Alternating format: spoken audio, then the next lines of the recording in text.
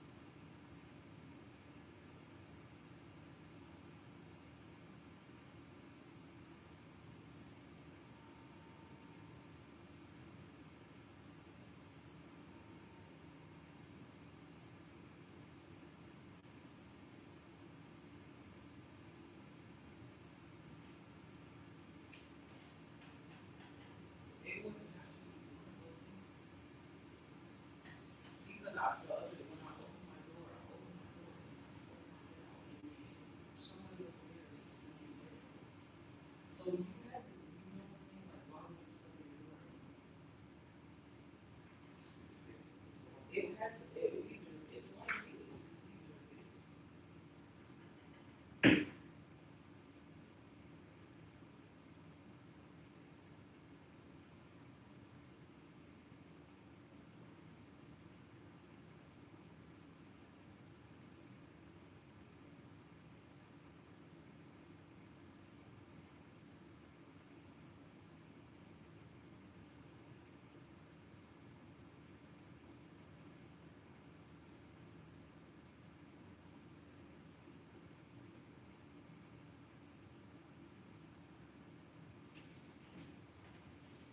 they literally had a This is not blocking out.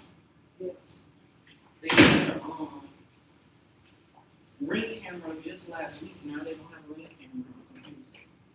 These are the keys supposed to be for it, but it doesn't lock. So you could just open it.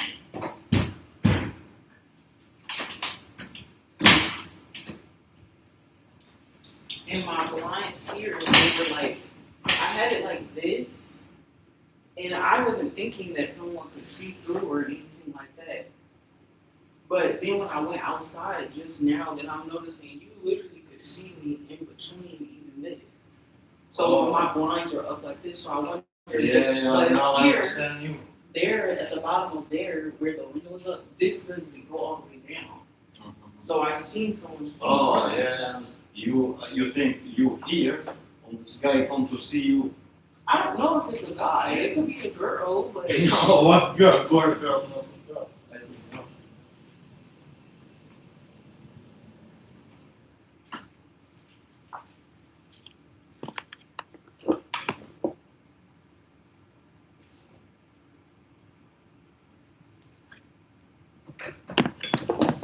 Yeah, I think this is. Yeah, here is one board. huh? Here is one board. See, no working here. I mean, these are the keys for it, but I don't remember. It might lock from the outside, maybe, but it's like weird. So that's what doesn't make sense because it doesn't even lock from the inside. It locks from the outside. So that means anybody who has access to the outside, they can literally open the door. No, only with the keys open with this door. Ama maybe. It's,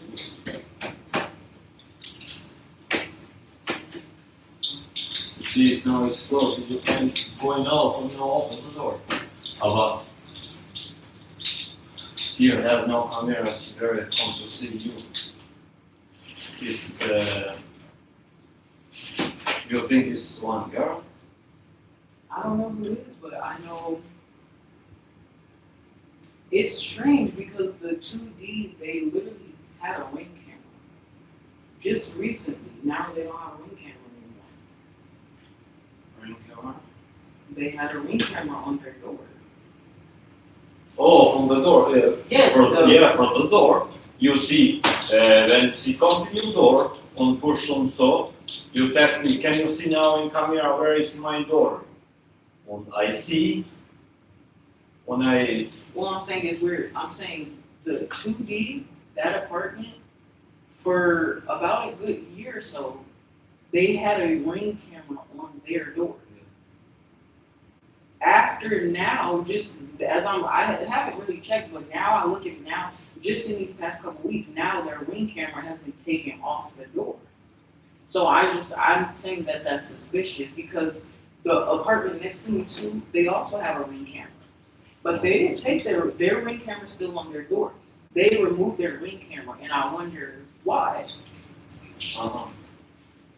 I'm just saying, but either way, that's the same. 2D is the one who I had the package, so I need to know, was that Amazon who delivered the package? And I'll tell you what the dates of it were, and then the date of when I stuck my head out, and then somebody slammed their door. Like, who was who was there? Like, but somebody is constantly just seemingly there. I don't know. now for everything you can, for here, that you think so comfortable to see you, you text me, I come to see, and it's the door coming, one guy, so put the door, you say, seeing camera, where is this? So do you have dedicated access to the cameras, or am I contacting you so that you can contact someone else to get access to the cameras? No, I can access in camera. I can access in camera. When you say me see this hour, let me know see the amount of my door. I see in camera where is. Yeah, I see. So, but you for package from everything. I text and her, you saw camera. So, Oh, okay. You see, only the text me, hey, well, now it's coming one in my door, so. You nervous for this?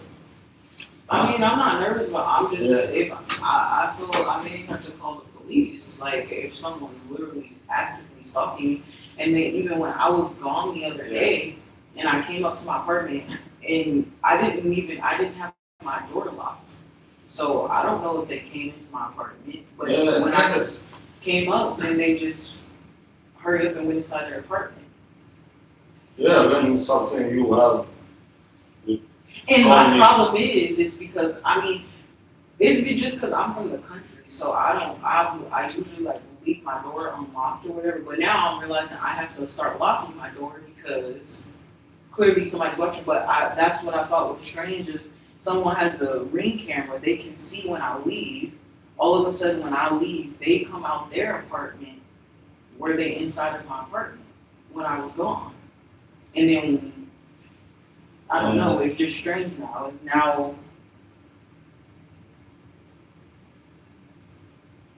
they got rid of their. yeah, why you know paint the one camera and put in the door, you see? Hmm. You paint one camera on the, put in the door. We put a Yeah. camera on the door? Yeah. See in Amazon or in Home Depot, one camera and put it here in the door. We'll see what is there coming on.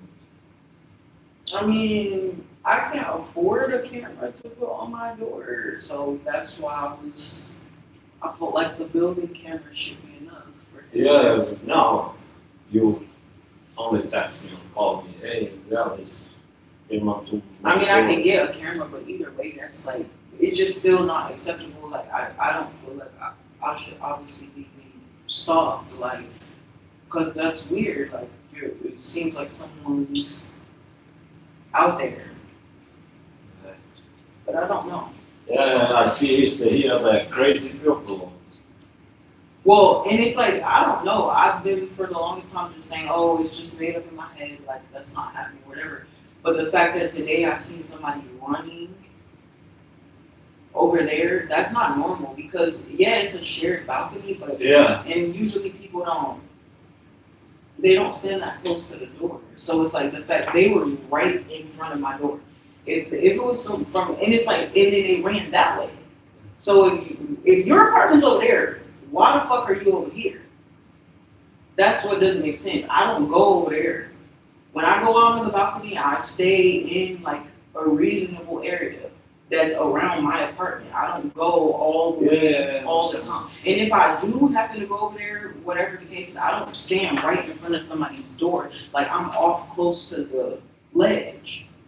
So if I go all the way out there. So yeah, if somebody's standing right in front of my door, and if you're here close enough to the window so you to run that way, I think that's something weird. And the fact that they only, and then it was like before I even heard that somebody was outside banging on my AC, and I just thought, oh, it was the wind or something because there was a storm going on, or I thought it was a storm going on. I didn't know, or maybe I thought it was something, blowing in the wind. So yeah, you were standing right in front of my window. Here is no camera. I know that's the problem. And that's the problem is because at least before when they were there, then okay, there's cameras out there. But now when I called them out for being in the hallway, the fact that they escalated and they're so obsessed with seeing me that they will go on the balcony, that's crazy. Yeah, well, here is North America, it's crazy. But here is. And it's only like they're four- trying to bother me because they were banging on the AC out here. So they were trying to like fuck with me, like, oh hey, somebody's out here, somebody's out here. But I ignored it because I'm like, it's just the wind or whatever. And then when I walked up close, they probably didn't even know. They're probably like, oh my God, did she see me or not? But they're thinking I just was getting my dress over here. And I got my dress and they're like, okay, good, maybe they didn't see me. So then I took my dress, I walked over here, did whatever I did, and then I walked back over here, I put these dresses on here, and then when I ended up turning around, and then that's when I seen somebody running right there. So I literally seen somebody's feet running, so, but it was so fast, I was like, what the heck was that? Again, the wind. Was it a trash bag or No, here's. something like that? So that's why I went out there to see, is there a trash bag out here or something? And there was nothing out there at all. So I'm like, no, that was a person. And the fact that you ran is because it's like, it's a balcony. It's a shared balcony. Everybody's allowed to go in there. What are you running for? Because you're doing something you're not supposed to do. Here's same thing. Maybe, I don't know, but I think maybe this guy come to see girl here is living. Girl is, Her? there is one woman. No. So She cannot see you. What's this girl? I think when come to see you. wait, you're saying the guy here is trying to see the girl over here. No. I think for you say come here to see you.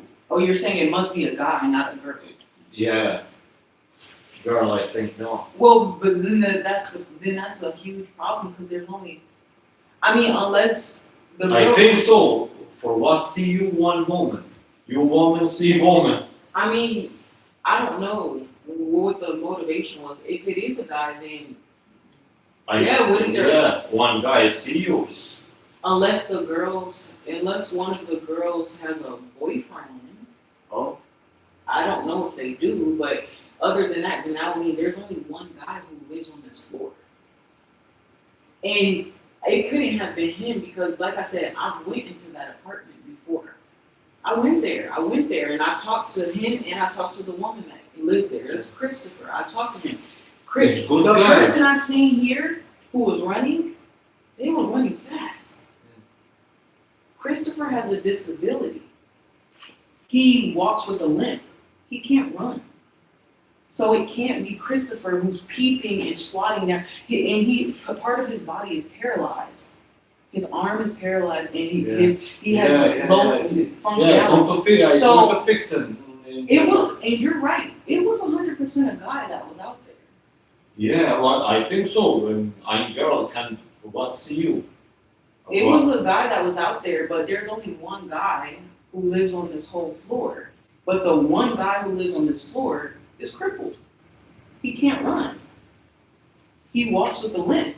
So whoever was out there, Alright, so it's here is 1 second. whoever was over there, first of all, they were running so that it can't be Christopher.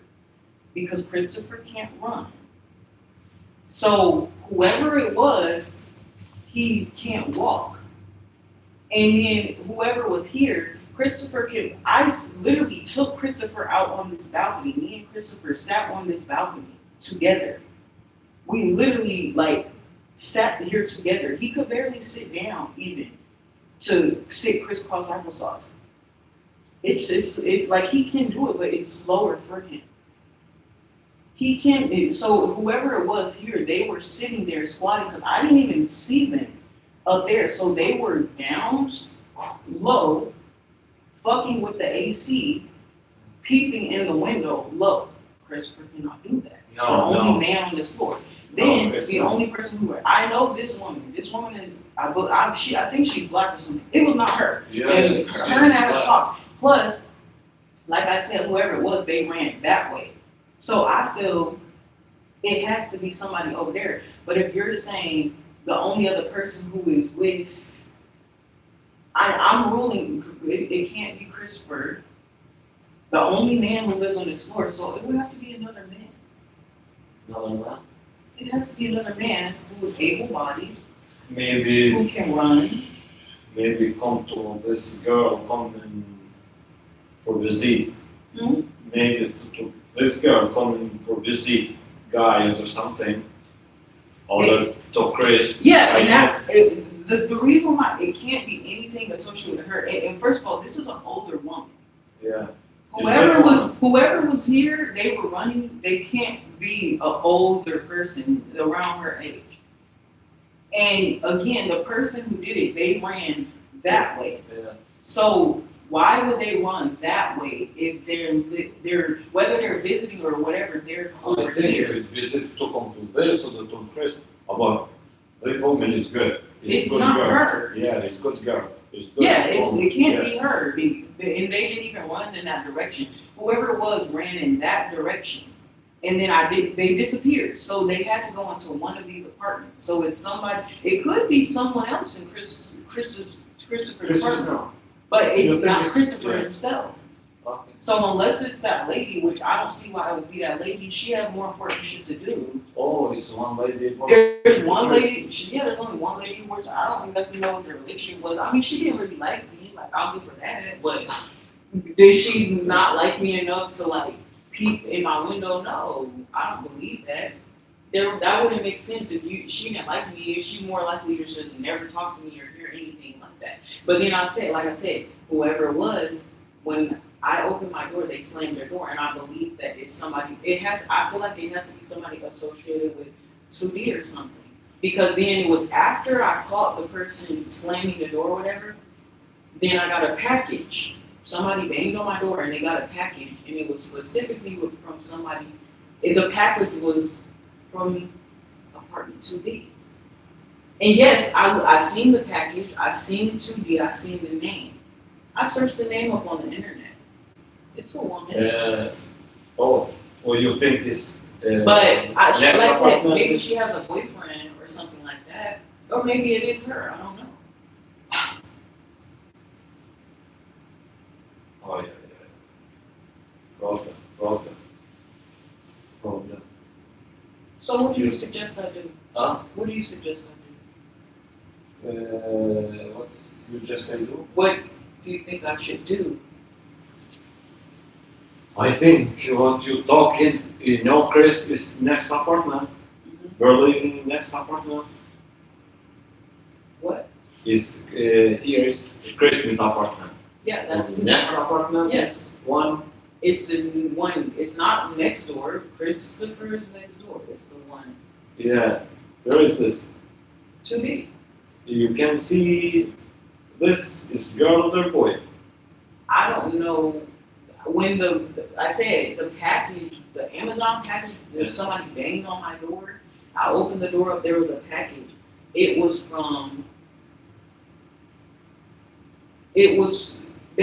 delivered to the wrong place. So obviously my apartment is my apartment.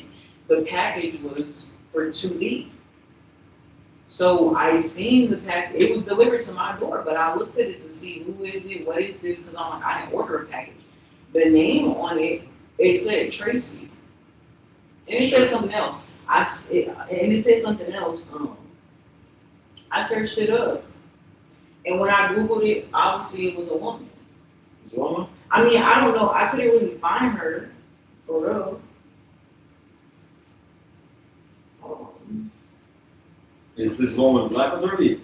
Huh? Is black or white? What? Is black or white? I don't know. I don't know their race. I looked it up. The name appeared to be a woman's name, but it could have been a man's name also. I don't really know. But the point is, I don't know. I've never seen or met the person in that apartment.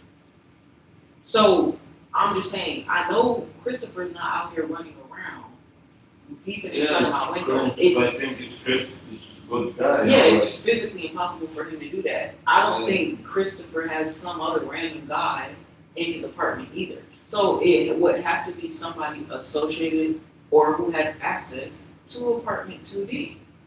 Yeah. But who's in 2D, I don't know. And it's strange, before there was a ring camera on the door, now there's not a ring camera on the door. So with everything weird that's going on, why would you remove the ring camera door? And I feel like before, it was good to have the ring camera because then it could catch something if something were to happen. But it's like, it's almost like they removed the ring camera so that it can't catch something. No, why is no camera in the door? Yeah, well, I'm saying I don't get that, I don't understand it. They had a personal ring camera, which is like, everybody obviously can like do what they want to do or whatever, but it's like, you had a personal ring camera, and there's a reason you have it there, it's for like safety and all that stuff, and then you remove it, so it's like, why would you take your own ring camera off the door? I don't know.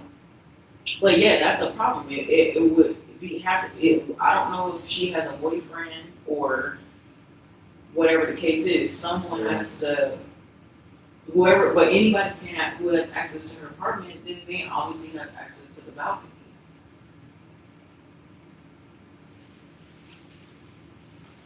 Yeah, because for balcony it's no camera. For balcony here it's no camera. Yeah, I know, that's the problem. There's no camera. There's no camera on our balcony, so I wouldn't even be able to know who really was there. I mean, all I could know, although. Is only one time this? Other two Well, times? that's the only time I've realized it. I don't know if it's been happening before, but the only way to check whoever, it literally will come down to anybody who's entered these apartments today. Like, today needs to be checked. Today's camera feed needs to be checked for this floor to see who came into these apartments today. Before this happened, it's 9 o'clock. This obviously happened before 9 o'clock. So whoever came into these apartments before 9 o'clock, it was them. It has to be one of them. Those are literally the suspects, because if you get access to the only way, I think, to get access to the balcony is through the apartments. So whoever came into these apartments, one of them came here and they were running around. Yeah, I think 100% is from this apartment. Where is it here? I never see this. We're living here. I think it's one woman. So you've never seen them or talked to them?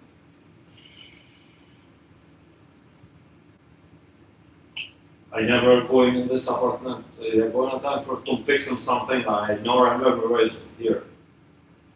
So you never went into that apartment? In this apartment, I go in. Yeah, I go in one time. Or I don't remember. But For something for fixing. You say, yeah, no, it's good. Okay. Otherwise, But I'm just saying, like, you know who lives there, though. No. So you've never seen the person who lived there. Yeah, it's one girl. It's one girl. So you have. I'm asking you if you have seen who lives in that apartment. When I go in one time to fix something, it's one girl. When I open the door, boom, she comes. I say, I'm super, I come to fix some sink in the kitchen. Oh, no, it's good now. Oh, Okay, okay. bye. She give me the management in order. It's a broken apartment. This apartment, something is broke. When she bring here, when I go to see, when I open the door, see, I am the super come to fix the sink. Oh, no, now it's good. Okay. Do you have keys to the apartments and the balconies? Keys from balconies? Like, if you say you're the property manager. Yeah, but only for keys for this. Are you the property manager or are you the super? Or a super. Both? Either one? Property manager or super? No, it's not. It's maybe same for everything what you have for that you can talk. It's Oh, only that's for- kind of like the same thing. So, but Yeah. you're the super of the building. Yeah, I'm super for building. So you don't have keys to any of this. When key, I have keys for the door of when you hear something, I see. I call when I come the keys for the apartment. The apartment. Do you live in this building? Huh? Do you live in this building? Yeah, I live in the 9th floor. Oh. Yeah, I live in here. You think I live here or no? I don't know. I live in here in the 9th floor. Okay, I was just asking. Yeah, I live in here. And I see you maybe for, now I am here 7 months. And I think you see for 7 months 2-3 times. Yeah. Never to be, yeah, 2-3 times I see you. Yeah. I come one time for, what is coming, guys from fixing something. Oh, yeah, The that- door. Yeah, 2-3 times. Let's see me, one time I see this in this apartment. Yeah, there's one girl. I remember so good now. Why is it one girl? I thought maybe it's girlfriend from her living here, other, I can know. When Is I she go, older or do you know about approximately? yeah, it's older 15, I think so. 50? Yeah, 50. it's old. She's 50. Yeah, I think so. It's, no, yeah, 40, 45, 15, I think so. I cannot see. I think so. 50. 45, 50. I think So so. is she white? Huh? Is she white or Hispanic or black? I think Spanish or black, Spanish? something so. Okay, yeah. I don't think it was her. Like, it couldn't be her. You think this like you? Hmm? You think that this girl like you and come to see you? Her? Yeah, That she likes me or she doesn't like like me? you. I don't think I she think when she don't like you, come to see. I don't think I she, think she like you, and I come to see you. When you see no like you, she don't come to see. I don't think How she about you even think? knows I exist, to be honest. Yeah, Like, yeah, maybe it's not this, no. I don't even think she knows I exist. Like, that's the reason why I stuck my head out, because I was trying to see who even lives in that apartment. But I've never seen her before. And I mean, maybe on her Ring camera she's seen me or something, but her and I have never seen each other. We've never talked. So yeah, there would be no reason for her to. I'm saying maybe she does. I don't know, but I don't think she would have a reason to want to look. But that's what I was asking though. Still, but she could have a partner. Like, Yeah, maybe have fun. Kom give the skis like what is see now. Snow. Otherwise, this is not normal life. Come to see what in those. She's crazy. Come to see, wow, yeah. to see what? To see you. Who? The girl? I think so. Why the girl come to see Oh, you? you think the girl is doing this? Yeah, why come the girl? When come the boy is normal. It's come boy out. Well, I'm just saying. But so you think What I think? the girl? What You think it's probably her? I don't know. I'm just saying if you had to guess, like, cause I'm like scared, you know.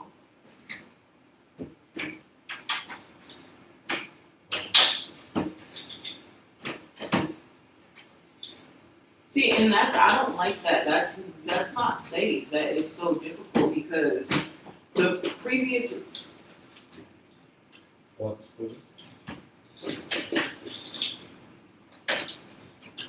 If I have to escape from my apartment for whatever reason, that's not gonna be a good escape hatch.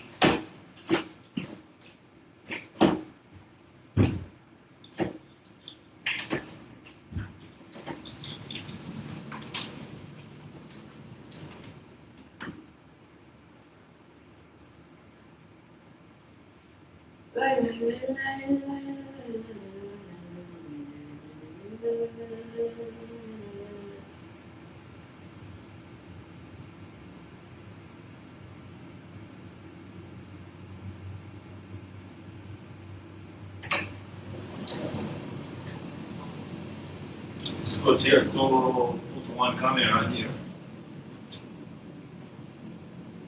I To see. mean, There it comes. You never go in balcony to sit here? I do go there, that's the problem, like, I don't necessarily want a camera when you- watching me, but When you go in balcony to sit and see, you never see one girl over I never seen, the only person I've ever seen on the balcony is her. Only her. I've never seen anybody, that's what I'm saying, I don't know who else is there. The only reason I know who Christopher is because I literally went and knocked on their door, and I literally talked to them. I went inside of their home, they let me inside of their apartment, and we talked. That's the only reason I know who they are, or whatever, or seen them. So, I don't know who the other person is what I'm saying. I see tomorrow. Very clear here. Hmm. I see tomorrow. They're leaving here. This apartment is one. We have one boyfriend. I don't know how. What do you think? I mean, I'm saying I think she might have a boyfriend or something. I don't think that it's her, because I don't know her, but it seemed like it was whoever it was, it seemed like it was a man. It's And not. it seemed like it was a man. I don't really know if it's a man, but I feel like You think it's manless? I only think it's a man because the way they were running pretty fast. Not saying that women can't run fast, but Take men going running fast. You see only here. yeah, exactly. But still, that's enough. If I've seen, they weren't walking. If you were walking, because You why are see- you running? You see, it's black underneath, or there's nothing. I didn't see anything. It was a blur, and I don't have good vision. Like, so I just seen something like quickly move past. It was a blur. I couldn't really see, but I'm just saying nothing. And that's why it just moved so fast. That's why I was like, was that a piece of trash or something? Because I didn't really get a good glimpse. But the only reason I felt like it was something weird is just because the timing of when they ran and the fact that somebody was banging on my AC prior to that. So it's like, I feel like it's like they want me to know they're watching me, but they don't, they want me to know that they're watching me, but then they also don't want to get caught, which is like typical like crazy stalker behavior, and it's an attempt to try to induce fear. They want me to be in fear. They want me to be thinking, oh my God, like who's out there? Who's knocking on the door and stuff like that. That's what they want. So yeah, that's usually something that men do. Although it's all of this apartment, Chris is, I think, no. Huh? Chris is no. Can no walking, Chris. Exactly. Chris can't do it. He can't run. No walking, Chris is. If it was him, he would not have been able to move that fast to wherever he was going. But I'm saying, even when you say the lady over there, I mean, I've never seen her. I don't know. I see on. If- I see it on later. If I she, understand now why one lady go to see one lady. why would Right. anybody care to see me? Yeah, and she's boy. I think it's boy. Like to see you, or when it's one lady, why? Huh? When this apartment living one boy. What do you mean? I mean, when in this apartment living one boy, I think yes, he come to see you. But in this apartment is one girl. Why come to see you? Exactly. Why would a woman Why? see me? Does it Yeah, make why? I think so. Why a woman come to see you? I don't know her. We've never met. We've never talked. Never encountered each other. And then it was just like, if you're, I mean, I don't know how old Yeah, she Chris, is. no walking. I don't know what her physical capabilities are, but it's like, if you're saying, if you're even estimating she's like 45, 50 years old, I don't honestly know that she could move that fast. Yeah, so And then that's his story. If she was out here, that means she was crouched down. She had to have been crouched down or something because she wasn't standing. I would have been able to see her shadow on the window. I didn't see the shadow.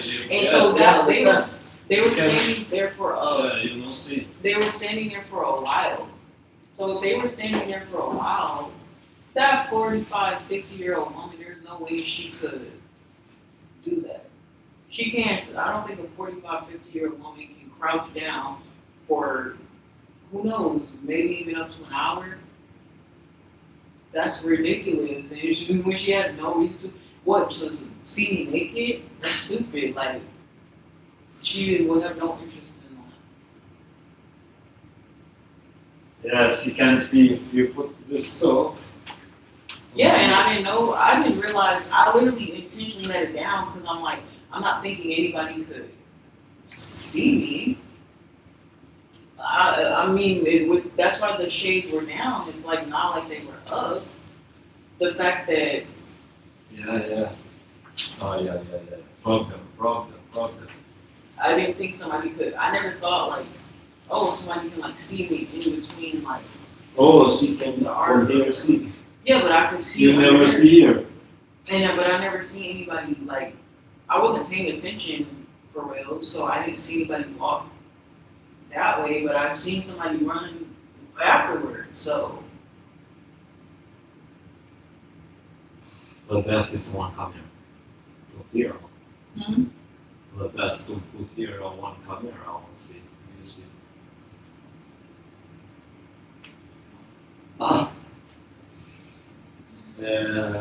How years you live here? Almost about a year. I come. It's 1 year. About a year. Yeah. When I come, you live. Yeah. Yeah, I mean, yeah, I remember I've seen you a couple times or whatever, but I don't know what you actually did or whatever. But yeah, this has been happening for a while, and it's like at all hours of the night, I was just hearing like keys jingling. Like it could be 2 in the morning, it could be 11 p.m., it could be 8 p.m. Like it didn't matter. So that's also another thing. Whoever it is, they're like constantly around, you know. Like I don't think a 50-year-old woman is standing around at 2 p.m., 2 a.m. for what? Like it doesn't make sense.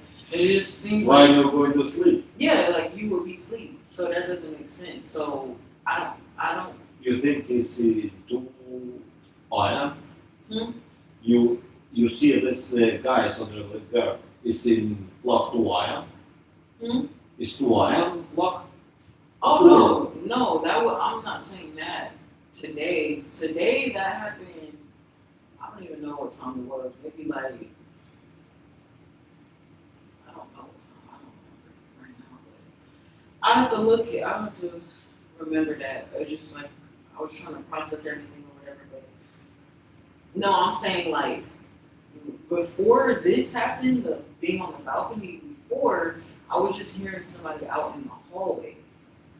And then when I was hearing people out in the hallway, it sounds like somebody just standing outside my door listening to me, like because sometimes I'll talk, like making videos or whatever, like sometimes I'll sing or whatever. So I thought, and then the laundry room's right there. So I'm thinking, oh, maybe people just like can hear me, whatever. I didn't think it was that big of a deal, but no, I didn't even think they were listening to me. It's a hallway, like people walk in the hallway. Did you have something for hallway? You only text me and call me this poor. Can you see where is here? I see camera. Well, today, at least today, given this incident, I need to know who came into these apartments today.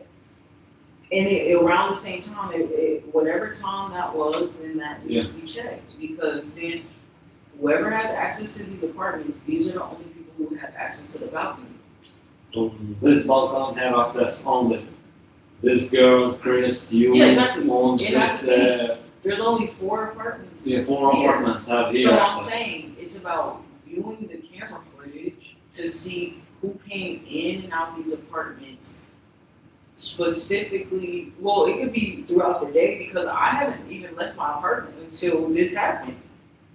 I have been in my apartment all day until this happened. Then when it happened, then I went downstairs. Because now I'm like, okay, I don't feel safe. So I just went down just to like get out of here.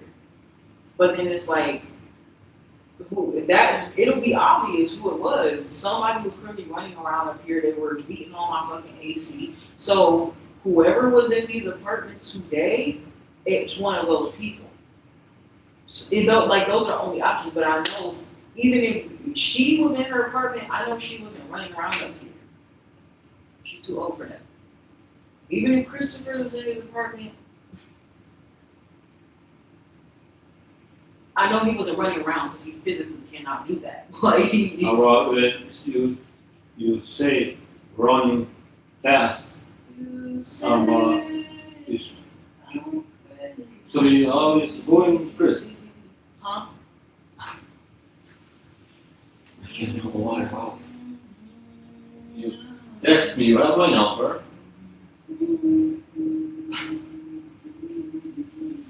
Text me, and when you have something, you can call me or text me on the what is.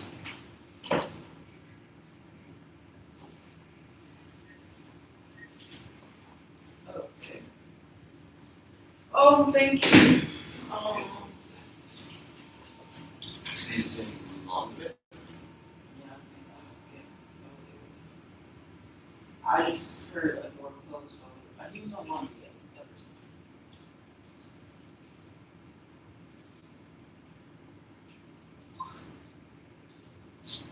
I was just saying, I didn't know if somebody else was going to be coming. I didn't know if somebody, they may have come out of their apartment, so I was just going to dress me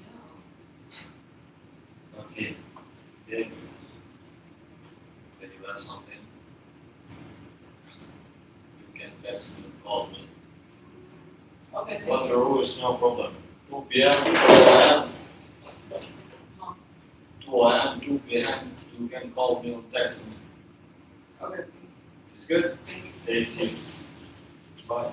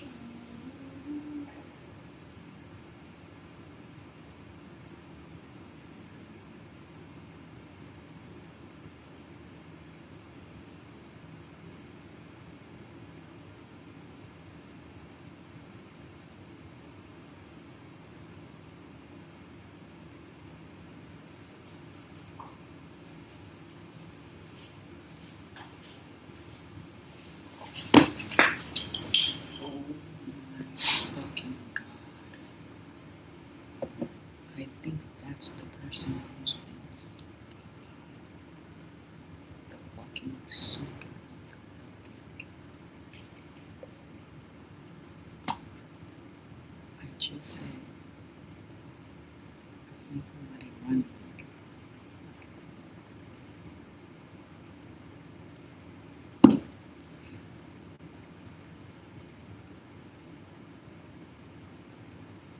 Oh my God.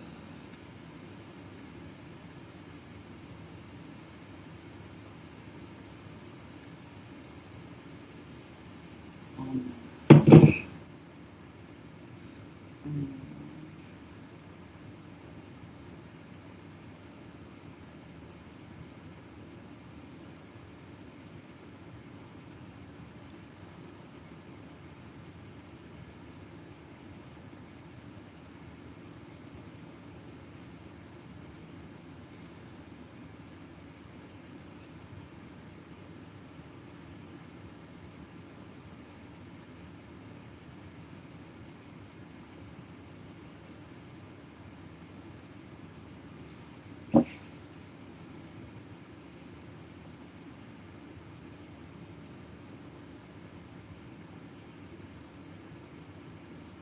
Tell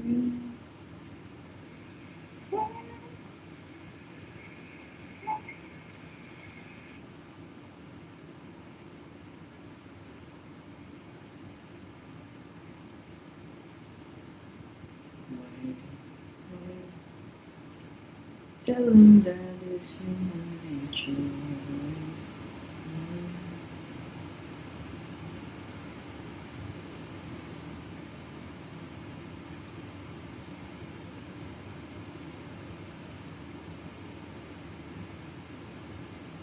Okay, so I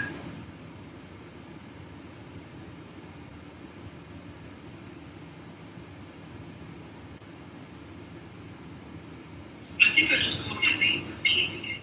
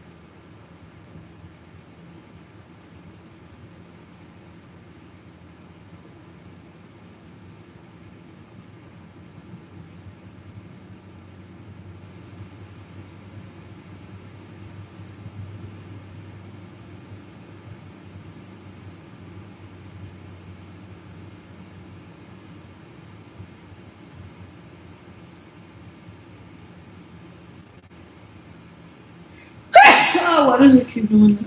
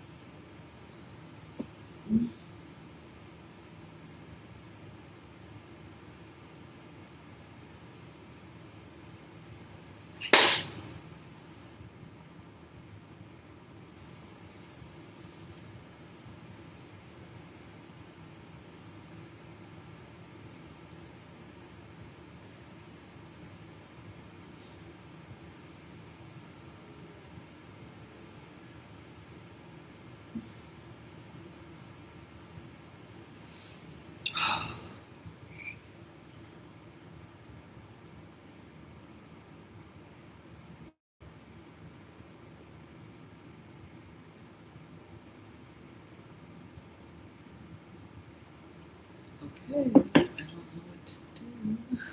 I'm scared.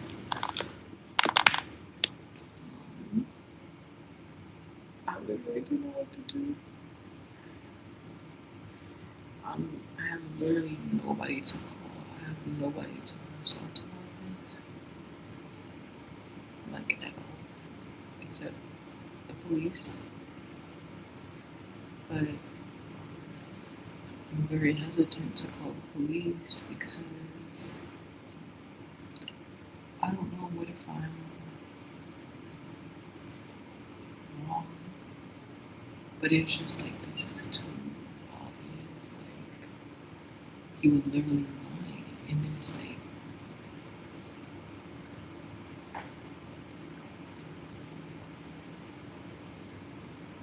I mean it's just crazy. I told him that I seen someone running out there. I didn't tell him because I just told him, oh look, I didn't get a good glimpse. I'm so scared. I'm scared to even talk right now. I don't know if I'm being listened to. I didn't want to tell him that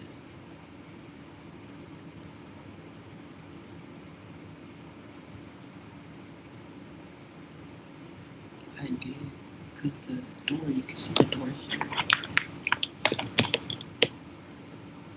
The door, how there's the opening at the bottom there, like right there. So that's like an opening in the window where if someone's standing in front of there, you can see their feet move and stuff. So it looked like from a quick fix. I did, and I already recorded it in my video when I was talking about it. It looks like somebody who had black shoes and black pants, exactly fitting the description of the fucking super. And he was moving quick. He tried to blame it on a neighbor over there. My neighbors are crippled. Clearly, he didn't know that I knew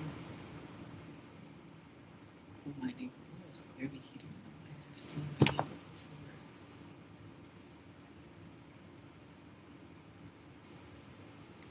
So that's weird because there's only there's only four apartments on this floor. He's the super of the building, and he was trying to act like he didn't know if the apartment all the way at the end. He was trying to act like he didn't know whether or not that apartment had balcony access. But as a super of the building, you know that. You know all the floors on this apartment, on this floor, have access to the balcony. So I already figured that he may have been lying since then. But then, oh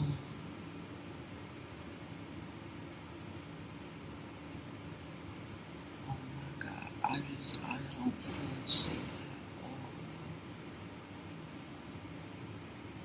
I do think I need to call the police, but it's also like,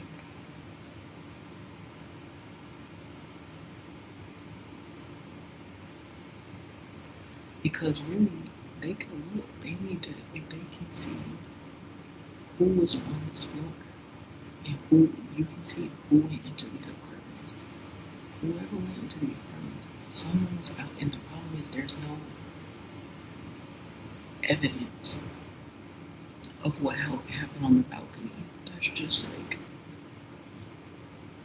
I've seen it. But then that's the thing, like,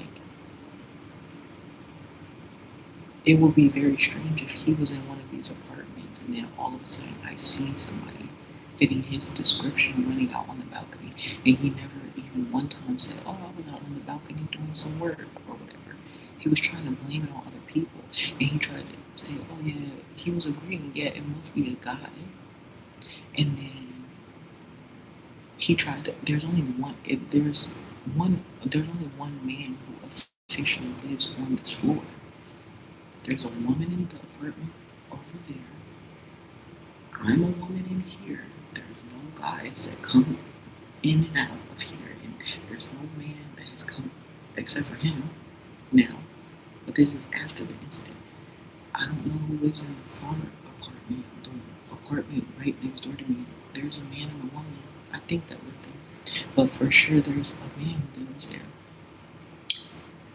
And he was trying to blame it on him. He was saying, oh yeah, well, if it was a guy, it must be Chris or whatever. But then I was saying, no, it can't be him. And then he later changed his story and saying, oh, yeah, no, he's a good guy. He's a good guy. He's a good guy, as though he's met him before. But you were trying to say it might have been him. He's crippled.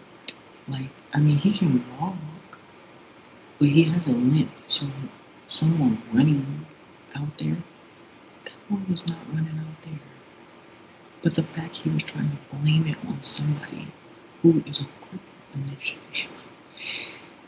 Okay, I don't know if cripple is the right word to use.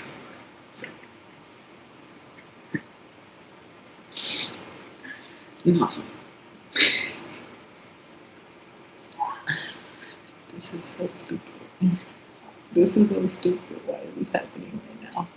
Good thing I'm not high. This is terrible. Oh my gosh, I hate this.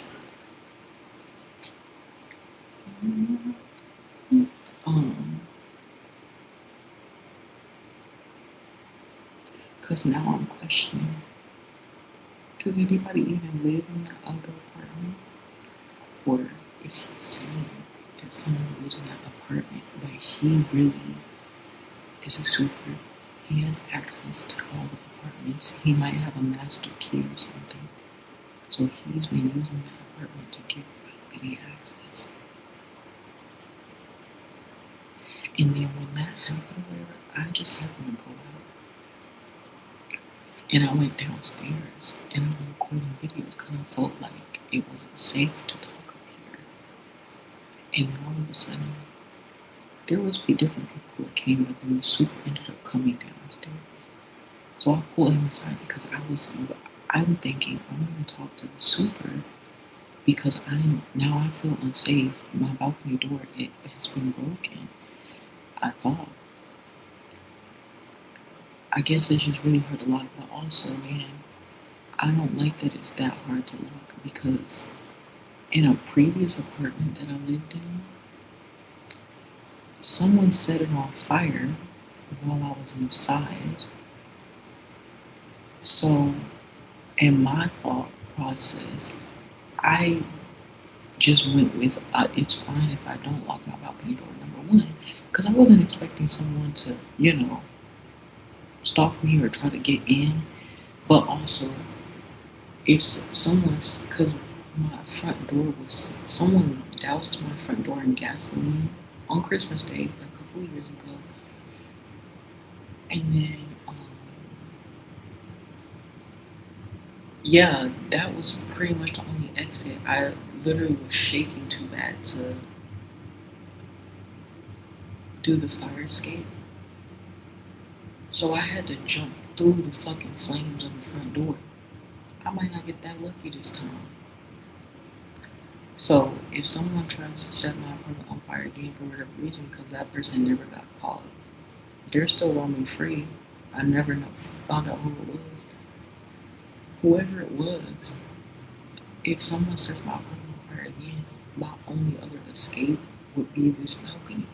So I'm like, it's fine if I don't lock it. Because you didn't see because I put the camera down because there's a light on the camera. I don't think you can see it.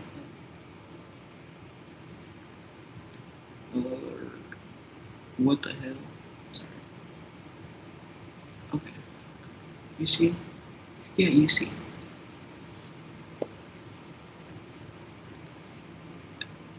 This is the webcam, and there's a light. So, okay. I was like, why wasn't that recorded? I wasn't trying to record. I was trying to show you. So you seen it. There was a light on it. So I was already recording. I didn't expect that I was gonna run into him or see him. I started recording this just in case something happened in my apartment when I wasn't here. Because things are weird, right? I wasn't expecting him to come to my apartment. The only reason I allowed him to come to my apartment is because I knew this was recording. But when I came in, I don't know if he seen that it was recording or not because the light was obviously on and he was turning towards the door.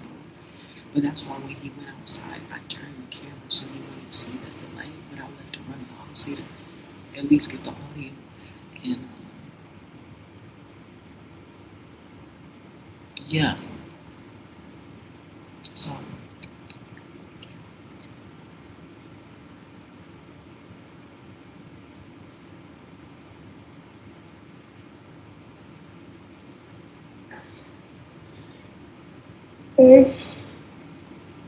so yeah, but it's like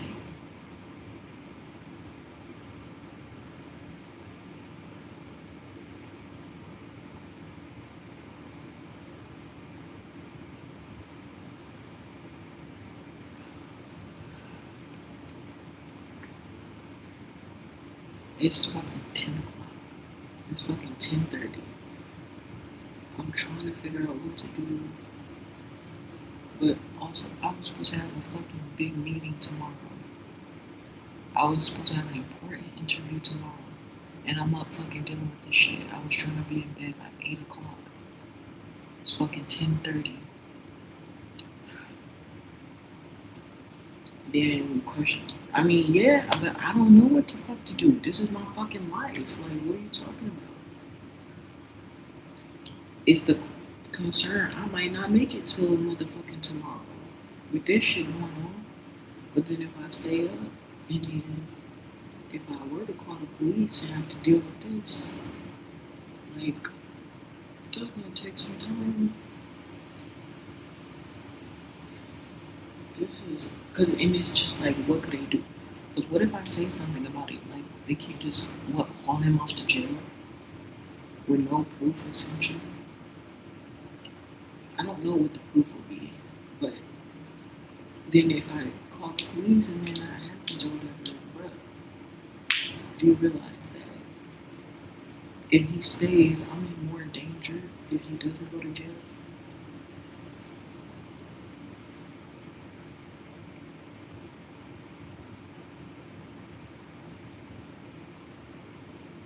This is, I can't do this, I can't do this, I can't do this, I can't do this, I can't do this, I can't do this, I can't do this, I can't do this, I can't do this, I can't do this, I can't do this.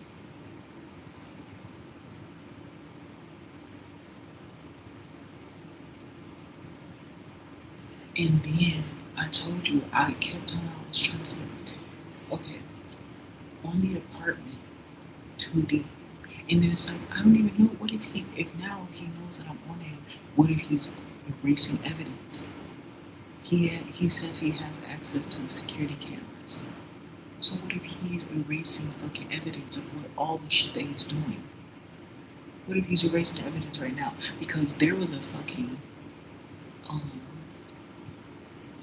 on that door, the door that I thought the stalker was in, apartment 2B as in dog, there was a Ring camera on there. There's been a Ring camera on there for about a year, which I thought was weird. Because I'm like, I mean, people have Ring cameras for whatever reason, but it's like, I didn't think it was weird actually. I was actually feeling safe because, like I said, when someone set my fucking apartment on fire a couple years ago, no one has ever been held accountable for that. And the reason why, when I asked the fucking super of that building, hey, could I get access to the security footage to see who set my apartment on fire and tried to kill me? Then the super of that building, a couple years ago, he said, oh, the cameras work, but we turn them away so that the drug dealers can serve their clients in peace. Okay. So, because they wanted to be able to sell drugs, that's why no one knows who tried to kill me. And it was never investigated, and nobody ever looked into it. So, what the fuck? Very, very bad, right? So now I moved into this building and I was happy because there was cameras in this building and I felt like, hey, if something does happen, at least it'll be caught on camera, right? So then when someone got an additional ring camera that was directly located where you can see me coming in and out of my door, I felt even safer because I was like, if there's like a delay or something, whatever, like with the building cameras or getting access to that or whatever, cool, no problem. Because then I could just ask my friendly neighbor, who I've never met, but just assuming that maybe they were friendly, I could just say, okay, just ask them like, hey, could you? There was an incident, you get what I'm saying. So I found comfort in the neighbor having the ring camera pointed directly. It wasn't pointed at me, but it's just placed in a way where it could see me if something were to happen. Okay.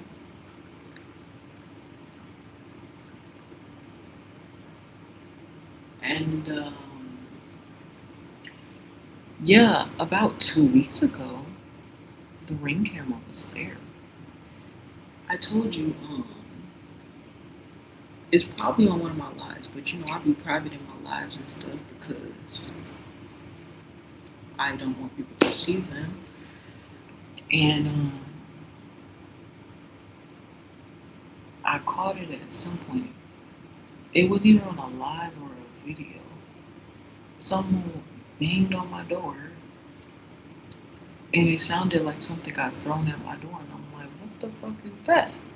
As I stated in the video that I made today, I went to go check. Ow. Ow!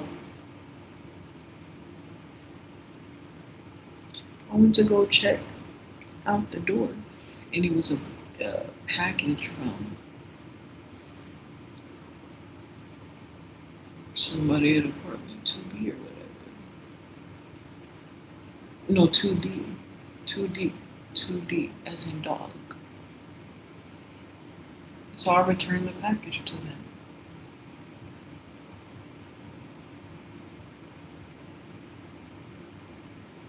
And that was like a couple of weeks ago. A week or so ago, I don't know. But I haven't left my house really since. I don't think so. Hello? Yeah, I don't think I've left the house since then. I don't think so. Or if I have, which I don't think I have, but I haven't noticed anything. But today, I went downstairs. And when I came,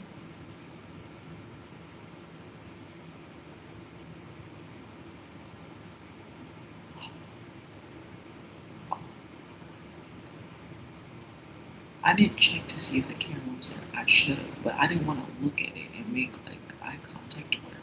I should have looked to see if the camera was even there, because then that's even more suspicious.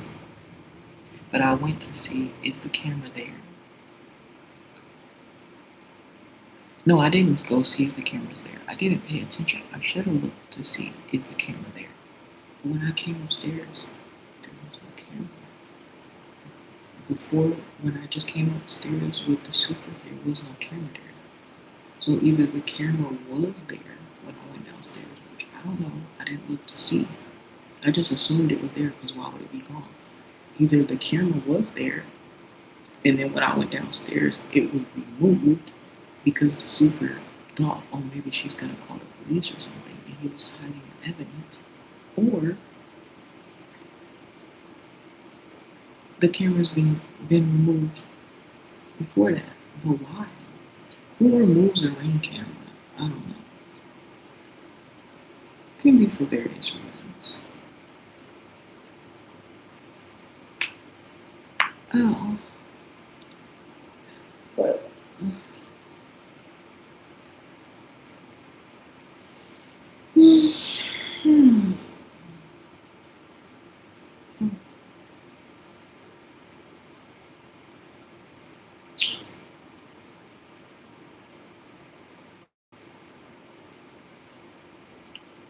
Getting sleepy.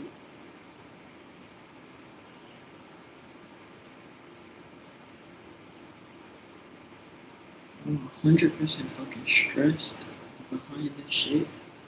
Despite my calm demeanor, I'm literally freaking out. I just don't even like. How is this even? I'm just still stuck on how is this even happening right now?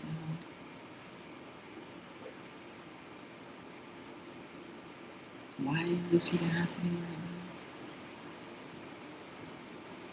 now? Oh,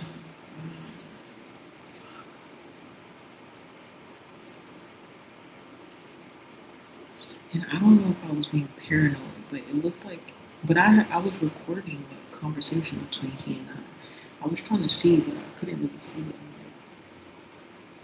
I don't know if dude's pants was just too tight or something, but it appeared like he kept tugging his pants as though like he was getting hard on, like his dick was getting hard, and it's like,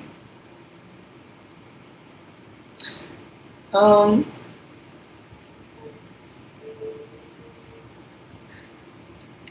hard dicks scare me. I was like dead ass, but that's creepy because it's like, yeah, that would kind of be evidence to me. You're peeking through my window, then you're getting a hard on when I'm talking about it. Maybe that was just a natural reaction. Maybe just like thinking about a woman naked, you know. So I mean, you can't blame like that kind of reaction on something, you know. But it's just like I could have also been overthinking that. I'm like trying to see, but it's just like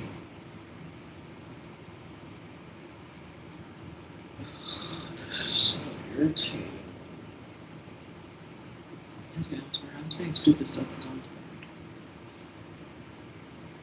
I'm talking to AI on Google.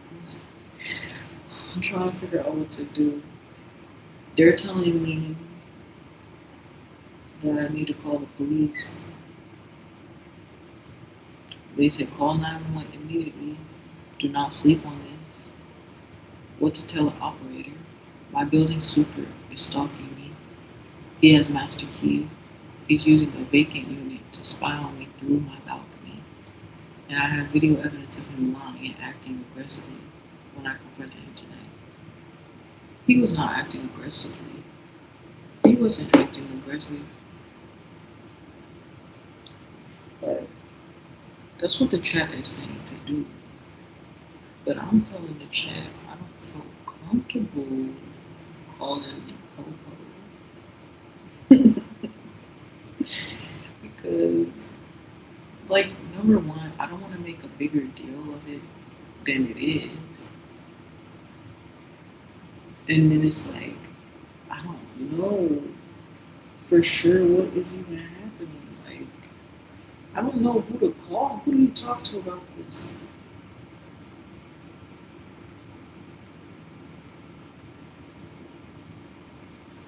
I don't know what to do. I don't know what to do. I don't know what to do. I don't know what to do. Okay, in like the last time that I mean that's not gonna happen now, probably. The last time I called the police for when literally another building, it was the maintenance man of the same housing program, not of this same housing program, but it was a different maintenance man. Um, he had came into my house and then he sexually assaulted me.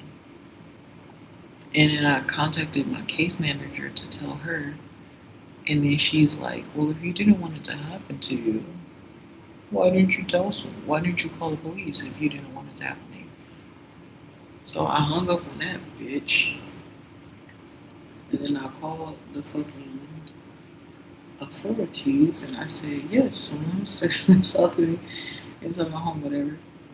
They end up coming and doing like a little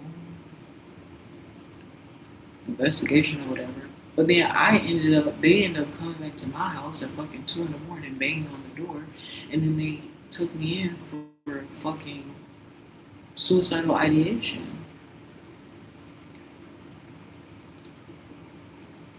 And then I ended up in the fucking 3-day psych holds.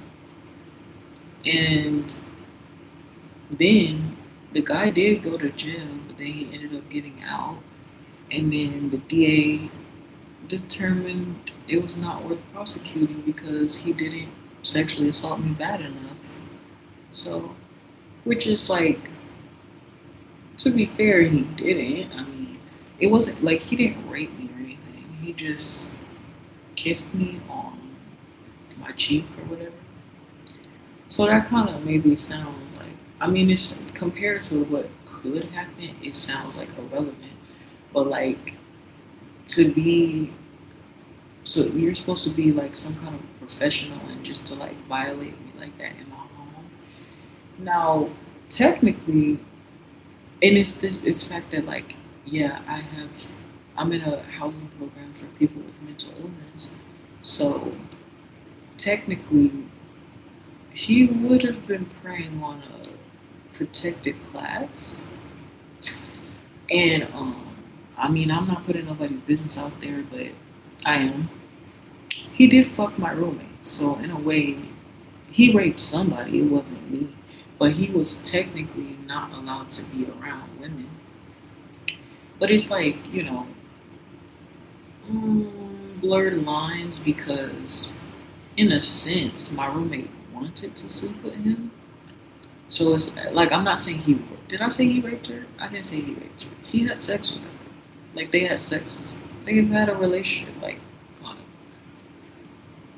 She wanted to do that, but at the same time, technically she's mentally ill, and in a way, she's not really in a position to consent to sexual activity with, an employee of the housing program that she's in for being mentally ill. You get what I'm saying? But it's like, she's also grown and she made her own choice, and she essentially wanted to, I guess. Like, I don't know. That's really her own story. I don't know. Clearly she wanted to. I don't know. Okay. But yeah, he didn't have sex with me. I didn't have sex with him, or whatever the case is. I confided in him, thinking that he was a safe space. But I was also in a vulnerable time. Yeah, like, I was considering suicide at the time because of everything that was happening in my housing program. Because after the fire or whatever, yeah, my housing program, the same one I'm in now, but it was different people. Like, the people who are in charge essentially in my housing program now, they're not the same people who were in charge, who were essentially tormenting me for damn near a year. After the fire or whatever, yeah, my housing program basically blamed me for almost getting killed. So, and they were saying because someone else, whom I don't know who it was, they were saying because someone else set my apartment on fire trying to kill me, I was a danger to other people in the building. So they put me through a lot. Like, I went through a lot with that. I went through fucking hell with that. It was fucking hell.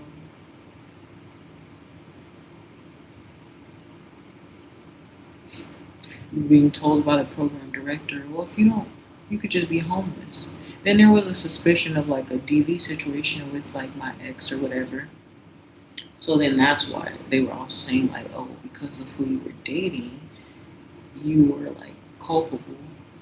And they were like saying that it was him, but then when they went to move me into a different apartment, they tried to move, I gave them his address, and then they moved me literally walking distance from him. And when I said that I was so unsafe about that because that's where he grew up, he knows like a lot of people there. Like, I don't know if I would be afraid to walk around. I don't know if he's gonna see me, if somebody he knows is gonna see me. And the program director of my housing program told me if I didn't like it, I could be homeless. I didn't want to be homeless. Been there, done that. Got the t-shirt.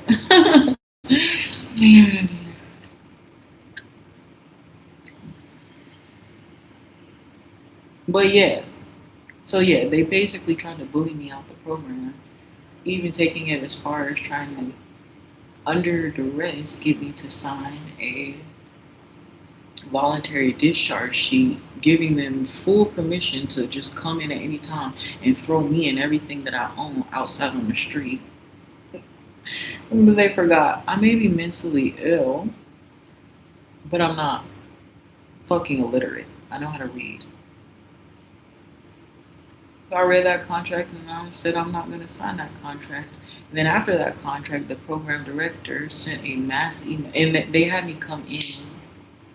Mind you, at this time, I literally had a miscarriage. I was dealing with a miscarriage at the same time they were trying to kick me out and make me homeless. I was literally sick. I was like passing out. I was losing my vision. I was literally losing the ability to walk at times. I was struggling physically so much, mentally, emotionally, and then I was diagnosed with PTSD because of almost dying. And yeah, they were not helpful at all. Then they intentionally moved me into an apartment with a girl, individual, who had previously had been harmful to other roommates. And then that roommate, she kicked in my door when I wasn't there. She like ripped up all of my she ripped up a lot of my things. She threw my things out on the street in the trash. And the program, they knew about it. I was in a DV respite at the time. This was after the fire. And the crazy thing is they knew what happened. And nobody told me. Except, and that's the thing. The only person who told me what happened, the same maintenance man who would later go on and sexually assault me. He was the one who called me saying like, "Hey, like, just letting you know, like, if you know." Well, no, what happened was I eventually came back to this new apartment after the one that got on fire, that got set on fire. And then I had like left because even though I had a miscarriage, I almost got killed. I was being threatened with like homelessness. And the whole thing was being blamed on me by the only people who were supposed to actually support me and be there for me specifically in terms of mental health. They were the ones that were specifically harming me at that time. And yet and still, I was still trying to find a job. And I literally was going to a job interview. I went to Burger King after the job interview because girls still gotta eat. And it was that morning before I left for the interview, that I had realized, looking for clothes to wear for the interview, wait a minute. Because when I came back from the DV respite, and my point with that, this housing program, they have a respite for that people could utilize. They didn't even offer me a respite to use. When the fire happened, they were like, well, obviously we can't stay at the apartment because we don't know who did it. If they're going to try again, it was a whole safety thing. And instead of like offering me an alternative place to go, like the respite, for example, they were like, oh, well, you got to think for yourself. Knowing that I have no family, I don't know anybody, like I'm new to, they just left me to my own devices. It was my therapy place that hooked me up with the respite that I end up going to, right? So it's just so sick, all of it. But yeah, so they intentionally then placed me into an apartment that with an individual that they knew had been harmful and violent to previous roommates. So in addition to everything that I'm going through, they had purposely put me with somebody that they know was gonna fuck with me. And she did exactly what she had done to other roommates, throw all my shit on the street, into the trash. Yeah. Everything that I own, everything, like, not everything, like everything that I own from that time, because it's all that I had. It's all been pretty much everything that I had at that time, and I still have some of those things now. I have some new things now, right? But other than the new things that I've gotten after that, essentially everything that I have owned has been in the trash because it was thrown out by the roommate that they put me to live with, knowing she had thrown other roommates' things in the trash. So she threw my stuff all in the street and everything in the trash can, whatever, and then she did that while I was at the respite still. And when I eventually, when I thought knew it was, I thought it was weird when I left the respite because then I ended up getting sexually assaulted, of course, inside the respite, and there was someone who was making me uncomfortable, and then the person who was like heading the respite, she was blaming me for it as well. Like, oh well, I won't get into those details now, but whatever. I ultimately was like, all right, fuck this. I'm gonna leave here. So I ended up going back. When I ended up coming back home, because when I first came, when they moved me into the new place, I dropped my stuff there. When I came, I immediately hated it. I broke down in tears and I was crying. It stunk in there. It it was just looked terrible. It was shitty. It was shitty place. And so I just was like, whatever, I'm not gonna stay here right now. I just put my stuff down and I went to the respite. I don't know what I was gonna do, but then when the respite was no longer a safe space, then I was like, fuck it, I have no choice but to go back home. This new place. And I went to this new place. When I came back, my stuff was unpacked. Who unpacked my stuff? It wasn't me. I'm like, what the fuck? I don't know who did it. So that's why when and so then I didn't notice anything was gone. I thought it was strange my stuff was unpacked, but I was like, oh, free unpacking, like cool, right? Until I started preparing to go to this interview, and I just started noticing I'm missing all of my interview clothes. I don't have interview clothes, pretty much, right? I don't have anything to interview. I'm noticing a lot of my shoes were gone. I'm like, my chairs, like I'm just missing shit. So I'm like, what the fuck? So then that's why I contacted the maintenance man at the time, the one who would later go on to sexually assault me, but at this time he had not done that. So I contacted the maintenance man who was helping with the move, and I asked him, hey, I noticed that some of my things were missing. What's up with that? So that's when he ended up calling me and he let me know, oh, they didn't tell you what happened. I'm like, what do you mean? They didn't tell me what happened.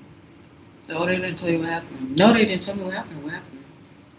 And he's like, well, yeah, your roommate, yeah. Did you notice your door was kicked in? Oh, yeah, what was that about? Yeah, she kicked in your door, broke into your room, and she threw all of your stuff out in the trash can and on the street. And he was like, yeah, she's done this before. To her, this is to her last roommate. Oh, so she has a history of doing this. And they knew about it? And she's like, yeah, everybody in the whole program knows she does this. But, so that's a verbal confirmation that they intentionally put me with somebody who has a history of doing exactly what ultimately was done to me. Why do they want to torture me? Why do they want me to suffer? Why do they want me to put me through that stress? And then the crazy thing, they was like, oh, they didn't tell you anything about it, and they were like, yeah, she had thrown your stuff all over the street, all over the floor, in the hall, all everywhere. And then the super of that building called saying she's at it again. Get her in check. She's doing it again. Somebody needs to come clean this up. So that's when the maintenance man came to fix her mess, that which she had done before. They gathered up my things into trash bags and they put it in my room. I'm wondering, why was my stuff in trash bags? That's why. And he said, yeah, I mean, I tried to save what I could, but whatever I couldn't save, I couldn't save.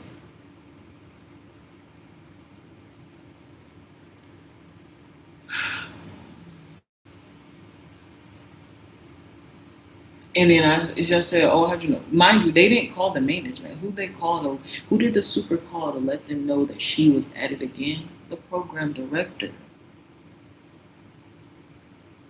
The program director gets to. Oh, I think it was the program director, but the program director is the one who called the maintenance man to say, "Hey, such and such threw out the stuff. You need to go clean it up over there, and then get a." They say get a new lock and then put it on her door, my door. Uh-huh. Okay, so the program director it was the one who instructed the maintenance man to go clean up the mess and to go put a new lock on my door. I think it's funny. Nobody ever told me though. Mind you, this happened days before I actually found out. So all of this is happening while I'm in the DV respite.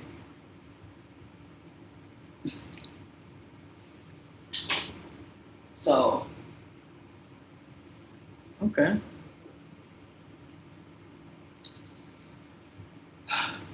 And then nobody told me. So I was so upset. I was so frustrated. And I went in to the office and I talked to the case manager. You know, um, I don't remember if I talked to the program director at that time, but they basically assured me they were like, I think I talked to both of them. Yes, the program director and the case manager supervisor at the time. I talked to both of them when this happened because I'm like, bro, my stuff is gone. Like, what the fuck? Y'all knew about this? But I didn't tell them that. I knew that I talked to the maintenance man. The maintenance man let me know that they knew about it days before I even found out. So by the day that I found out, it had already been about 3 days or so since it happened. And nobody told me. Then when I went and talked to the case manager, supervisor, and the program director, they both were acting in my face. And I have that recorded on camera, live. They both to my face were like, "Oh my God, we can't believe that happened. We had no idea." They both sat there and lied directly in my face and told me they didn't even know what happened when it was the program director who called the fucking shots to clean up the situation before I fucking found out. Then they had me sit there and write a bullshit ass thing because I was saying I was gonna beat that bitch's ass. Straight the fuck up. And I never even been in a fucking fight before. But that day, I was ready to motherfucking fight. Because it wasn't about the fucking shit. It wasn't about the material shit. That, fast forward, spoiler alert, still never got that shit back. Yeah. They had me write a statement and they were like, "Oh, we'll try to help you as much. We'll help you. Like we got plenty." They were like, "Oh, we got plenty of stuff. We can at least get you some interview attire, and we can try to rectify the thing." Like they were acting like they were gonna help me make up the loss. They had me write an itemized list, a statement of what I was missing, what was damaged, what was affected. Oh yeah, we'll help you. They never did anything at all in any way, shape, or form to help rectify with anything that I lost. All they did was put me in a fucking mold infested, rat infested apartment afterwards.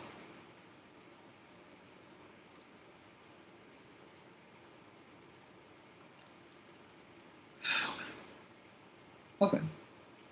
So, yeah, they played in my face. And the reason why I was pissed is because it wasn't even about just the physical things. Like, yes, that is upsetting. The reason why it's upsetting is because it was completely preventable. It seemed like a setup. They purposely put me in a situation knowing that that woman had that woman, the roommate they put me with, she had a history of doing that. To the point where the building super knew it, to the maintenance man even fucking knew her antics. And they intentionally placed me there so she would do it to me. And when it happened to me, they didn't even tell me. And then they lied directly in my face and said, "Oh, we didn't know that happened." Lying. But these are people who are supposed to be mental health professionals. Okay. Odd.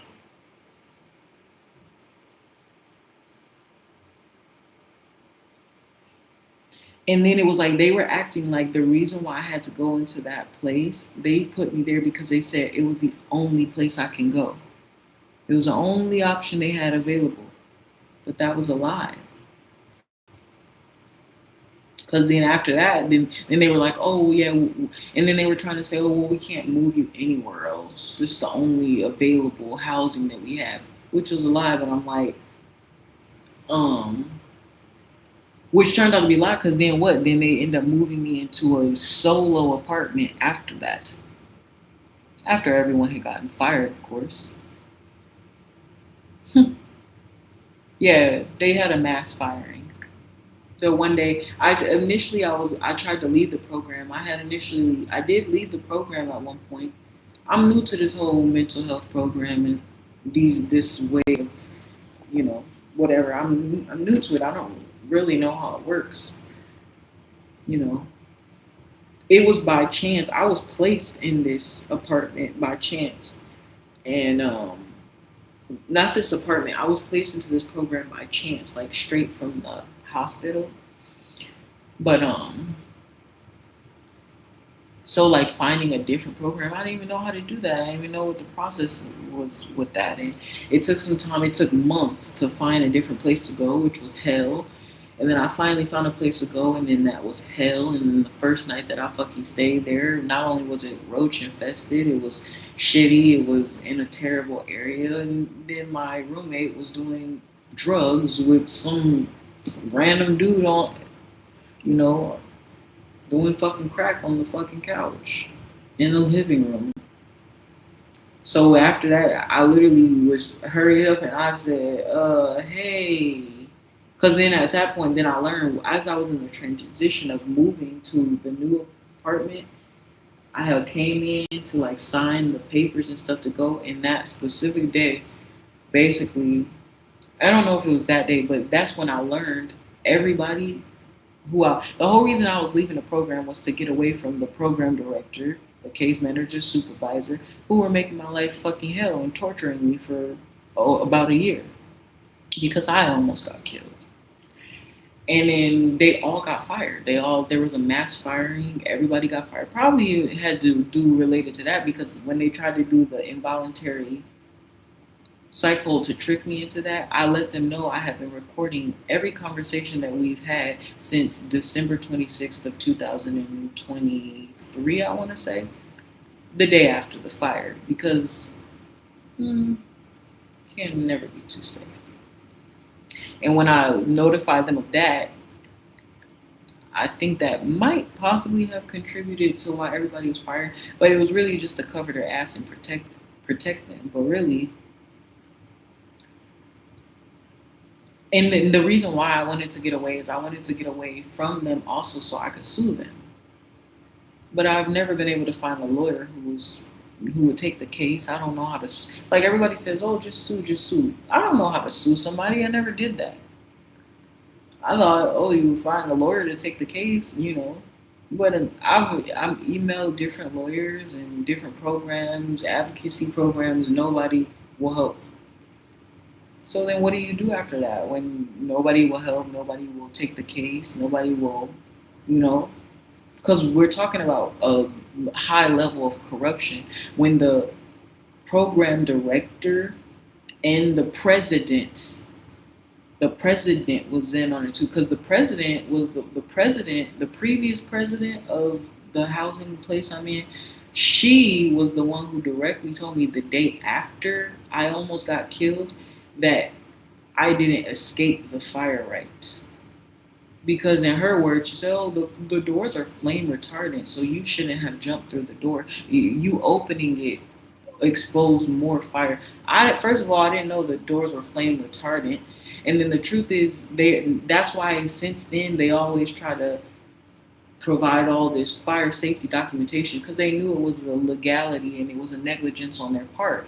They have never informed me of any fire. They never told me the door was flame retardant. They never gave me any fire safety papers, no like what to do in case. Never did they do that until the fire happened, after the fire happened, to cover their tracks because they knew it was fucking negligence.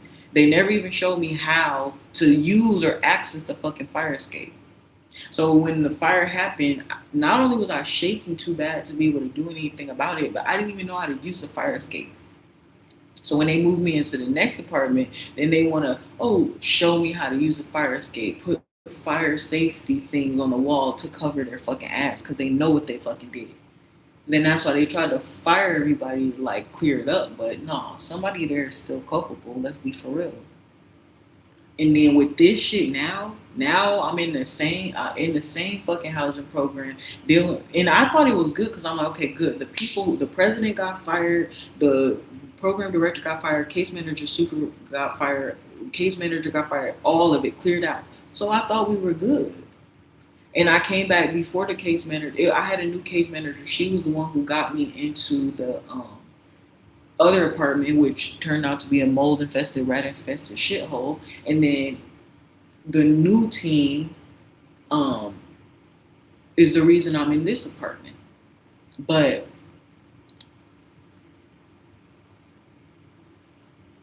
was it actually a blessing in this? Well, it was actually the blessing I thought it was after all. Now I'm facing possibly stalking harassment at the hands of their own person yet again.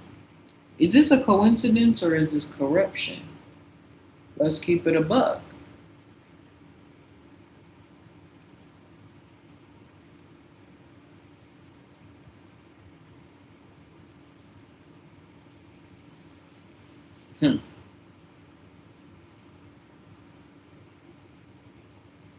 Brand new apartment, lock on the door, strange. And for a long time, there was an issue in this problem. There's a brand new building. It was like this sewer issue, and I was telling them there's this strange smell coming from the fucking drain that was giving me a headache and causing me nausea and vomiting. And I would literally just get sick to my stomach from some smell that was coming from the drain. And the maintenance people had come in here a couple different times with containers that just so happened to smell exactly like what was coming out of my thing. So now I'm saying, I don't know, maybe it was just something for the water, something part of the sewer system. I don't really know. You know? Was this all like, what was this? I don't know.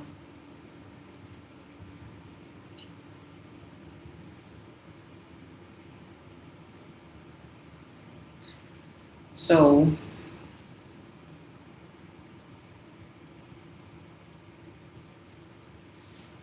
yeah. So,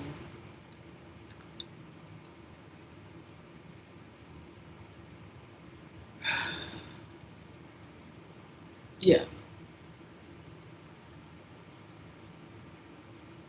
Oh shit, it's raining outside. It's raining, man. Hallelujah, it's raining, man. It's raining, man. Hallelujah, it's raining, man. Sorry. I just seen it. Thunder. Thunder. Thunder. Okay, I got a headache. Bit dizzy there. Yeah. So I don't know. It was strange. It was illegal. People were evading responsibility. But, once the people got fired, I thought I was safe to stay because the other place was like also a shitty place. And, I wasn't comfortable with people my roommate was literally bringing in strange people and doing drugs. So I was not comfortable with that. So, when they offered the case manager who was there, and not everybody's always bad, the case manager who was there at the time, she was a good one. And she was like, I want to get you into like this solo apartment. Cause before I had roommate and that was a part of the problem too. So she was like, well, this one it's going to be a studio, but you'll be on your own, whatever the case is. So studio or roommate doing drugs. Studio, roommate doing drugs. And the problem is it was such a rush on the situation that she was just like, yeah, we can just move you in such and such like immediately. So I moved in before I ever got the chance to see it. But the day that I moved in is the day I realized it was a shithole. And then I was stuck there for some time until they finally moved me here. But it took a long time, and like I said, that apartment was also making me sick because it was literally black mold infested, rats, roaches, everything. The literal bed that was already in the apartment, it literally came with rat feces on it. And then she was like, "Oh yeah, I seen the apartment yesterday," but she was lying. She had never seen the apartment, to be honest. But it was so rushed that she was just like, "Oh yeah, there's this apartment, whatever." But she had never seen it, But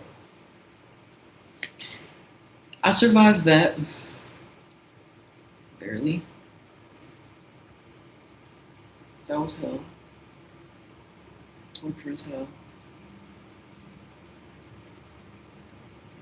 Mm.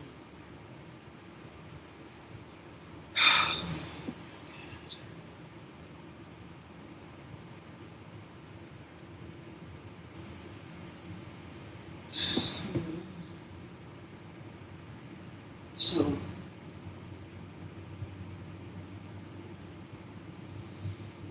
hmm.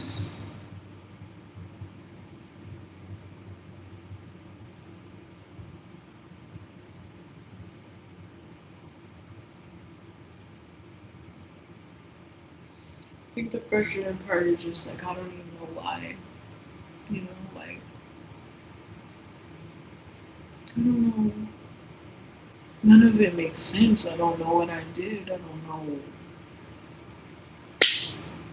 why. I don't know. Everything even starting from like the fire. Maybe even before that.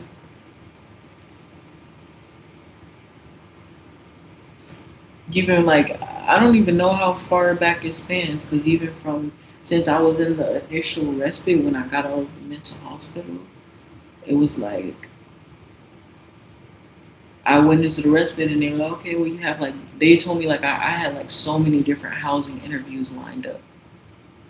Then the first housing interview I had was for this housing company.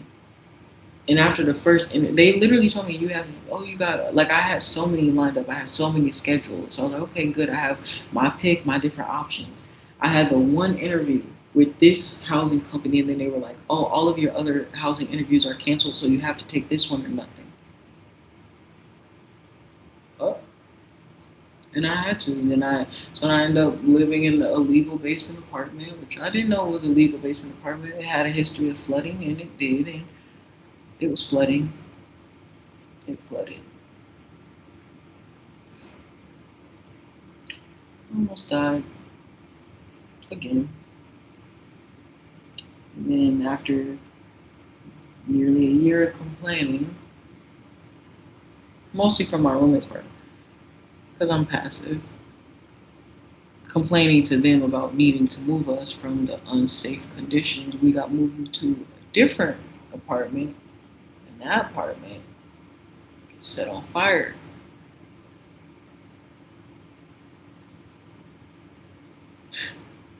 In the apartment after that, all of my worldly belongings get thrown in the trash and my door gets kicked in.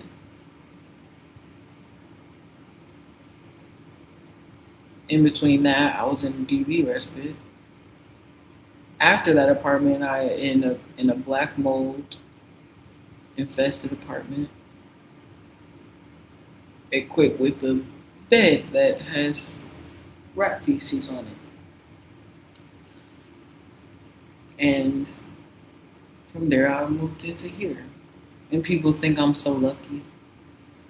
Oh my gosh, like even the case managers had came the other day. Like, oh my God, your apartment's so nice. It is nice, and I'm very grateful that it's nice. Trust me, because I've been through fucking hell. If anything, this apartment is low key a payoff. Because the truth is, I was supposed to, in reality, I shoulda, coulda, woulda sued. Well, I was supposed to be able to sue this company for negligence for the hell that they put me through. This apartment, honestly, is pennies compared to what should have happened based on the. It wasn't just even the negligence, the shit that this company has put me through, the turmoil that this company has put me through. I didn't even tell you what happened when they lured me in to the apartment. Oh, I didn't even tell you. No, I skipped an apartment. There was another apartment that they put me in. That's the one where they tried to kick me out. Ever since the fire, they had been trying to kick me out, literally using fear and intimidation tactics to try to force me out. The fucking program director of the housing company and the case manager, for like literally when I went in when after I reported the sexual assault. Oh, that's the apartment I got sexually assaulted in by the maintenance man who wasn't even supposed to be around women. Then I end up in this involuntary psych hold. Why? Because the program director and the case manager supervisor worked together to make lies about me. And they literally, the case manager supervisor called me inside the hospital while I was in the hospital for suicidal ideation, telling me I needed to not come back to the apartment. Her telling me, you're not wanted at the apartment, you can't come back, stay away. While I'm in the hospital for suicidal ideation, and this is the person who's supposed to meant to be there for like my mental health support. It's supportive housing for people with mental health issues. And the case manager supervisor not only called me, oh, she came, I'm sorry, she didn't call me, I'm tripping. She did, no, she didn't call, she came and visited me in the hospital. While I was in the hospital for suicidal ideation, mind you, the reason why I even stayed longer in the hospital was because of, I'm gonna tell you why, there was two reasons. None of them had to do with suicidal ideation because the doctor cleared me of that the day one. The doctor, day one, talked to me and I explained like, what the fuck? They came 2 a.m., dragged me out of my fucking house. That's exaggerating. They didn't drag me out of my house. They just banged on the door and they didn't give me an option to leave. But they were gonna force me out if I didn't go willingly. But anyway, they bang on the door, they drag, take me to the hospital. I'm using too much dramatic language.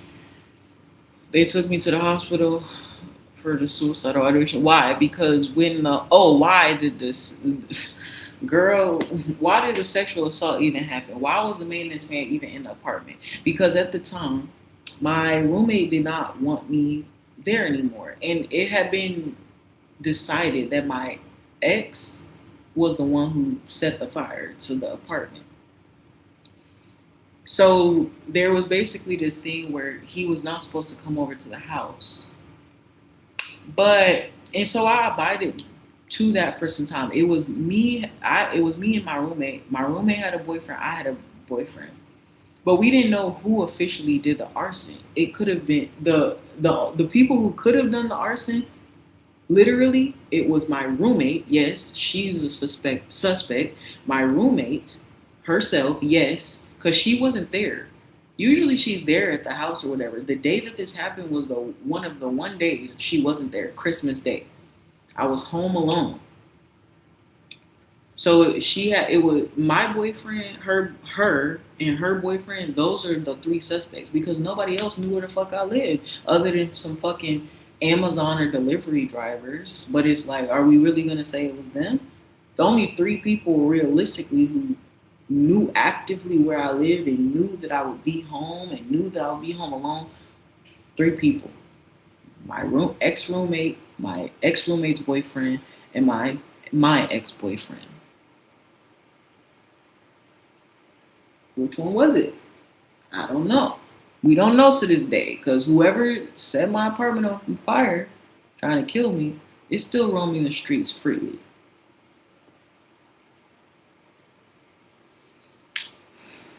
So, okay. So yeah, basically me and my roommate both weren't supposed to have our boyfriends over because realistically we didn't know who actually did it. And so mind you, again, I'm completely alone. I have absolutely nobody. I had cut my family completely off. The only person I was in contact with was my boyfriend. Yes, my roommate lived with me. That's a no brainer. But then the whole mental health support system that I was supposed to have in terms of the people in the housing, all of them were telling, like, those are the same people using fear and intimidation to try to kick me out. So they were not being supportive in the supportive housing.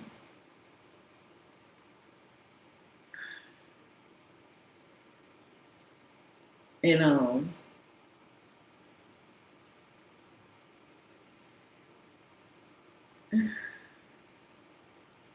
they were not being supportive in the supportive housing, right? So yeah. So I was alone and it didn't help. I was being told like I wasn't wanted there. I was being told that I needed to leave. I was being told I needed to be homeless. Like it was so much coming from different things. And again, I had almost died. I had a miscarriage. Like I was suffering. And at the time, then even doctors were. I was having other medical issues and stuff. When doctors started saying, "Oh, you might have cancer," so on top of all this stuff, being bullied by my mental health providers, and I'm also dealing with all of this stuff. So it was very hard and very difficult to me.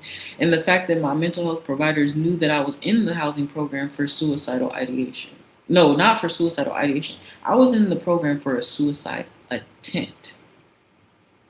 And they were literally harassing me. So it was very hard. Like, what the fuck? I had nobody. And then my roommate brings her boyfriend over who wasn't supposed to be there. And she was able to be with him, see him, all that. But I ain't no snitch, so I didn't say anything, right? And everybody was being so cruel to me, you know, especially the mental health providers. But who was blowing my phone up? Who was saying, I love you so much, I miss you, are you okay? Who was showing me that they cared? The only person in the world who was showing me any kind of reverence or support or anything. My ex. So yeah, I had him come over. She could have her man, I could have my man. The day that I brought him over, she immediately told on me. The day that I brought him over, she told him. And she told the case manager, supervisor, and she was like, I'm so scared. Like, she has her boyfriend over here and he's going to hurt us and da-da-da-da-da. Which is like, I never really got that. I didn't get why the fuck this bitch was so scared. I'm going to keep it a band. Why was she so scared? When the whole fire thing happened, she wasn't even there. I was the one who had to jump through the motherfucking flames. She wasn't even there. And she had the nerve to act so fucking scared. And you know, the reason why she's a suspect is because the day of the fire, the morning that it happened, I called her and said, hey, just letting you know, like somebody just set our apartment on fire. Like, I'm like, you know, frazzled. I'm like telling her this, whatever. And she's just like, oh, okay. Basically her response is, okay, well, make sure you get a police report and stuff because she, mind you, the apartment had been having some issues as well. And she had been wanting to get moved from this apartment, another shithole that the program put us in. And she was frustrated with it. And one thing she had always said from the first shithole that we were in, she had always joked about setting the apartment on fire. Always. From the first shithole that they put us in. We went through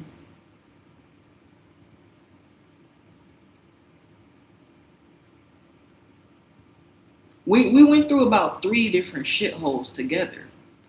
And since the very first one we were in, at the illegal basement of attack of the fruit flies. From the very first one we were in, when it was shitty, She was trying to contact the people saying, hey, y'all need to move us. Y'all need to move us. We cannot live here. It's not safe. Like, our lives are in danger. And then the whole program just didn't give a fuck. And it was frustrating her, understandably so. And it was frustrating me. But she would always joke, we should just set this apartment on fire. That way they would have to listen to us. That way they would have to pay attention to us. She was saying that as a joke. And I never agreed with her. I just kind of like laughed it off, like, yeah. Because it's like, you're not really going to do that, right? So she would joke about setting the apartment on fire. Then in the coming weeks before the apartment was set on fire, she was getting gradually more and more frustrated about them not taking our living conditions seriously, not understanding that things needed to be updated or changed, or that we just needed a whole new fucking place in general. And then Christmas morning comes, the apartment gets set on fire. And the first thing my roommate said is, when I called her and told her, essentially, she was like, oh, well, make sure you get a police report. That way, maybe now the agency will have to listen to us. Maybe the agency will have to move us somewhere different. That's not how you respond to someone who just almost died in a fire, So she immediately seen an opportunity within the fire apartment being set on fire. Now, again, that doesn't necessarily mean she did it, but it doesn't absolve her from doing it. Because she literally like, oh, great, now that the apartment almost burned down, they'll have to move us somewhere else. That was her shtick. So that's why I was then suspicious of her. Plus, then that night, I brought her, I had her boyfriend, and I had my boyfriend come, and I sat all three of them down, and I said, I don't trust none of you bitches. Period. I told all three of them that. I said, I don't trust any of you bitches, and I don't trust any of you bitches, and y'all are the only hoes in the whole fucking world who know where the fuck I live and know that I was here home alone. So any one of you could be the suspect. Any one of you could have set this place on fire trying to kill me. So I ain't fucking with none of you. I don't trust none of you. Like, I literally sat them down and told them this. And then they sat there and they pleaded their case to me. But my roommate, she said, my grandma, she's been sick. She's like dying. I really haven't been in my right state of mind. And she was saying, like, honestly, even if our apartment did burn down, I wouldn't even care. Like, I wouldn't care if I lost all of my belongings. Okay, that's not clearing you up, And then she made a comment. She's saying, well, really, like, you could pay someone to do anything. And she was talking, she mentioned something about paying crackheads to set the apartment on fire. That it basically saying, like, it wouldn't be her. If she were to do it, it wouldn't be her who did it. But she was proposing as though, like, someone else probably got someone else to pay off some crackheads to set the apartment on fire. This is what she said. And then they were all just pointing fingers, blaming each other back and forth. I didn't trust any of them, still don't. And yeah, my ex, we got in a fight on Christmas Eve. We got in a fight the day before the fire happened. That's why I didn't fucking trust him, and why he could be the person who did it as well. We got in a bad fight on Christmas Eve, the worst fight of our whole fucking relationship. I got so fed up with this bitch. I literally hung up on this hoe. I turned my phone off and I went the fuck to sleep. And the next morning I woke up, my shit was on fire. And then guess who was the first one on the scene? I tried to call him when it happened, because still, yeah, I was pissed at him. I was mad at him. But when I just literally almost lost my life, the only person in the world that I had to truly talk to was him, who I thought was going to be there for me. And he came, and he didn't answer the phone when I called him. I called him multiple times. He didn't answer the phone. But all of us, I went, when it happened, because I had ran out when I was from bed, I was asleep in bed and I woke up and the fire alarms were going off, whatever. I ran down essentially half naked. I was in a bra and fucking some shorts. So I was half naked. It's Christmas in New York. It's fucking winter. I ran out barefoot downstairs, and then my neighbor, who I had not met until that day, she had seen me run out half naked, and she came downstairs with a jacket for me. Shout out to her. She said she asked if I wanted to sit in her apartment while everything, while basically I was waiting for the fire department. I was waiting for them to come and do like a formal questioning or whatever. I don't know, make a statement or whatever. I don't know. And she asked me if I wanted to stay in her apartment until then, which I did, and we sat and we talked for a little bit. And during that time, I had called my mom and I called my roommate, let her know what happened, and then I had tried to call my boyfriend at the time. He didn't answer. Then eventually, I think the fire marshal had called me and let me know. Somebody from the fire department called me to let me know they were looking for me to ask me questions or whatever. So I came out in the hallway, and who was in the hallway? Already being questioned. My ex-boyfriend. First one on the scene. But he never answered my phone call. We never talked. I never told him, hey, this happened. No, he just happened to be there. Okay. So yeah, fuck him. It's suspicious, right? Fuck all of them. Fuck every single one of them. Because it's not even just that it had to be one person. It could have been all of them working together, or it could have just been one person. I don't know. But I couldn't trust them. I couldn't trust anybody after that. But it became less about trust and it became about comfort at some point. When it's like I didn't trust him, but I didn't want to be alone. So with great suspicion, I eventually did, reconnect with him, because it's just the fact of why it was so hard, because there was no evidence. I didn't know who actually did it.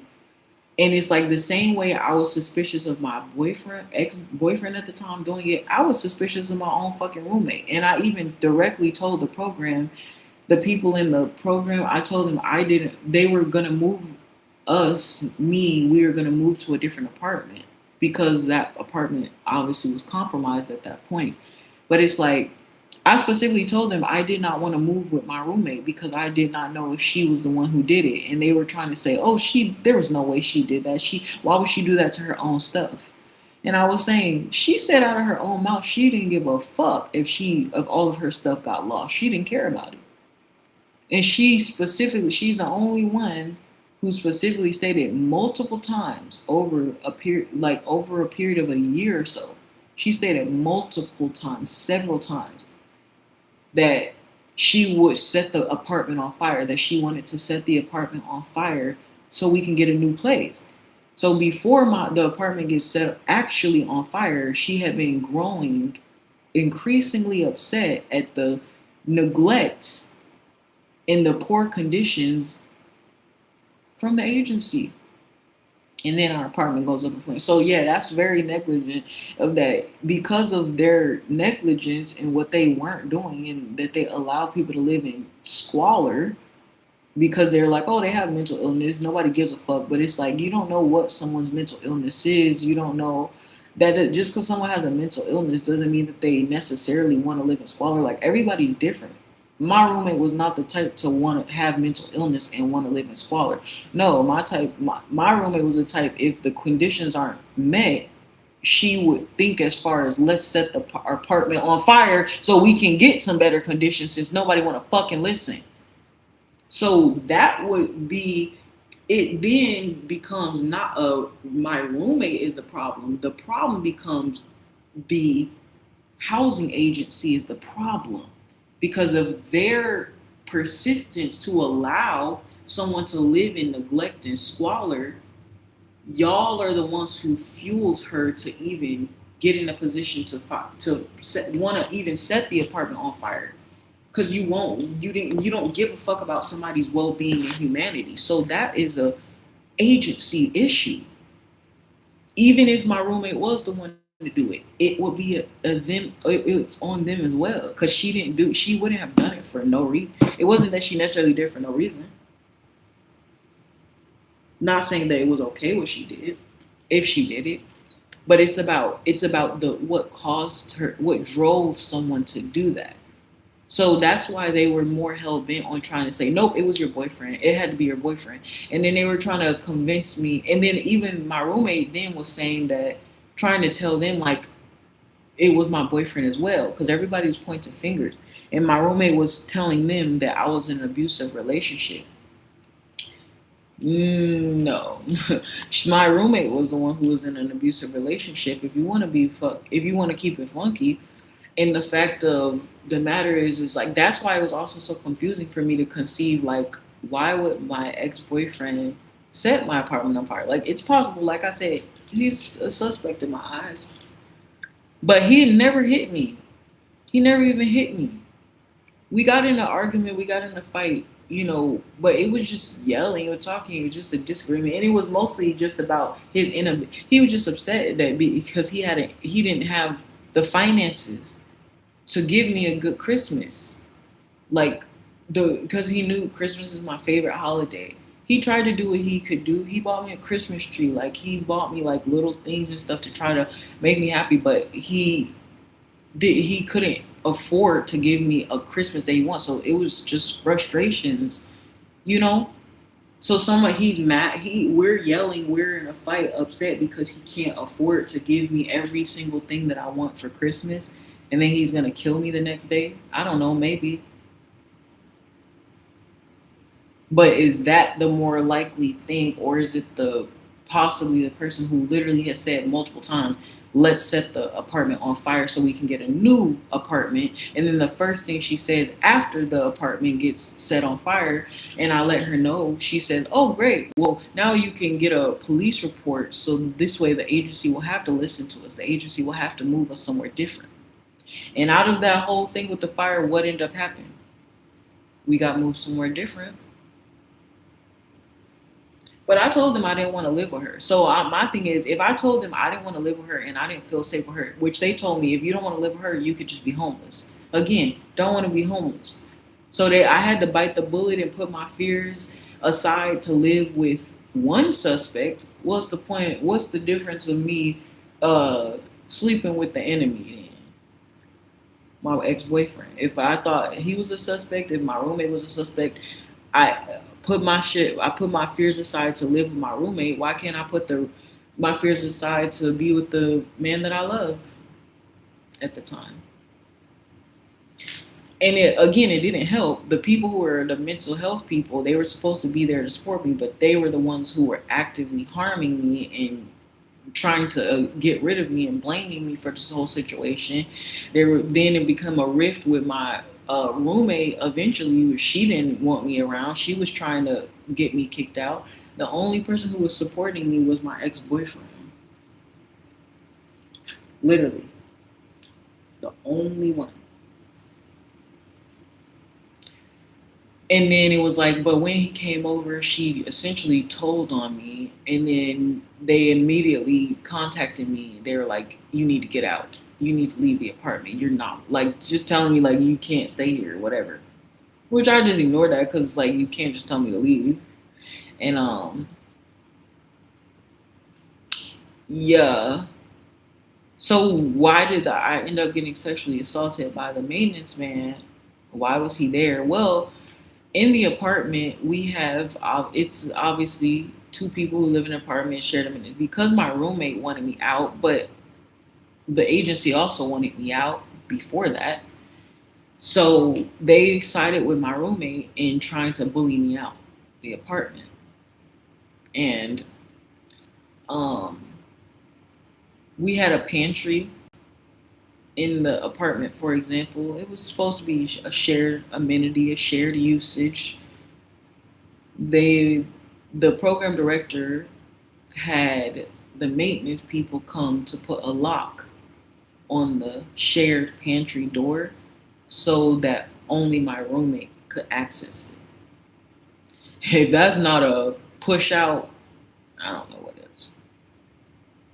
So it's like, if anyway, I'm already feeling like shitty. I'm already feeling bad. I'm already going through all this other stuff. Then on top of that, the agency is literally working with my roommate to tell me, we don't want you here. You're not welcome here. Putting a lock on the shared pantry doors. That's literally them saying, fuck my survival, fuck my life, fuck, you know what I'm saying? Like, just fuck me, right? So then when I got sexually assaulted in that thing, like I said, I called my case manager. My case manager said, people lie about this stuff all the time. So, you're probably lying. And then I sent her footage of it happening, a picture, screenshot of it actually in the act. And she said, oh, well, if you didn't want it to happen, why didn't you call the police? So like I said, I hung up on that bitch.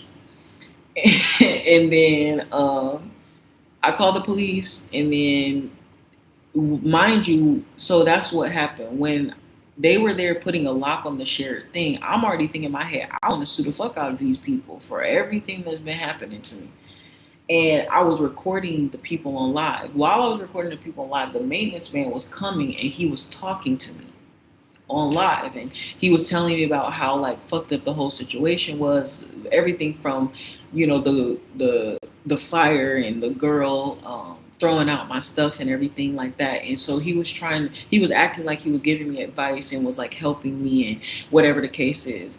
And that support was necessary for me at the time, because again, I had no one else. So I went and so I was recording them. So when I let the police know, like, yeah, so this is what's happening, whatever, and I reported or whatever, and I had let them know, like, I sent them the footage of it, like I clipped the part of the sexual thing. But of course, you just showing the clip of the actual sexual assault is not sufficient, especially if where the clip came from is from a live. So they wanted to see the entirety of the live from beginning to end. So I gave them the link to the live for them to watch it from beginning to end. And in that live, they were hearing me make comments about how because when they did this, it was on a Monday. And I know it was on a Monday because I was planning on killing myself on that Monday. Believe it or not. I didn't obviously end up doing it, but because of everything I was going through with the agency, the fire, the kicked out, all this shit was happening. Like, it was literally torture. Like, it was literally warfare, like psychological warfare. I'm telling you, I went through fucking hell, and I literally was just like, I don't even know if I can do this. So I was considering killing myself, and I was planning on killing myself. And then, I was telling the dude to explain the severity of what I was going through. Of like, bro, y'all came in here to change this lock, and it's so hilarious. Eventually, I ended up like, I was thinking about, I should just do it or whatever. But then I was like, I got, I went out for a walk, I remember, and I just kind of like thinking, kind of just like journaling and just remembering about like, I already almost did this. I already almost died. I already almost took myself out.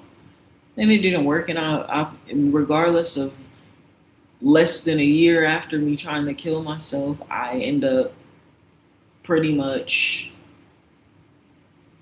about a year or so after someone tries to kill me, and I still survived both.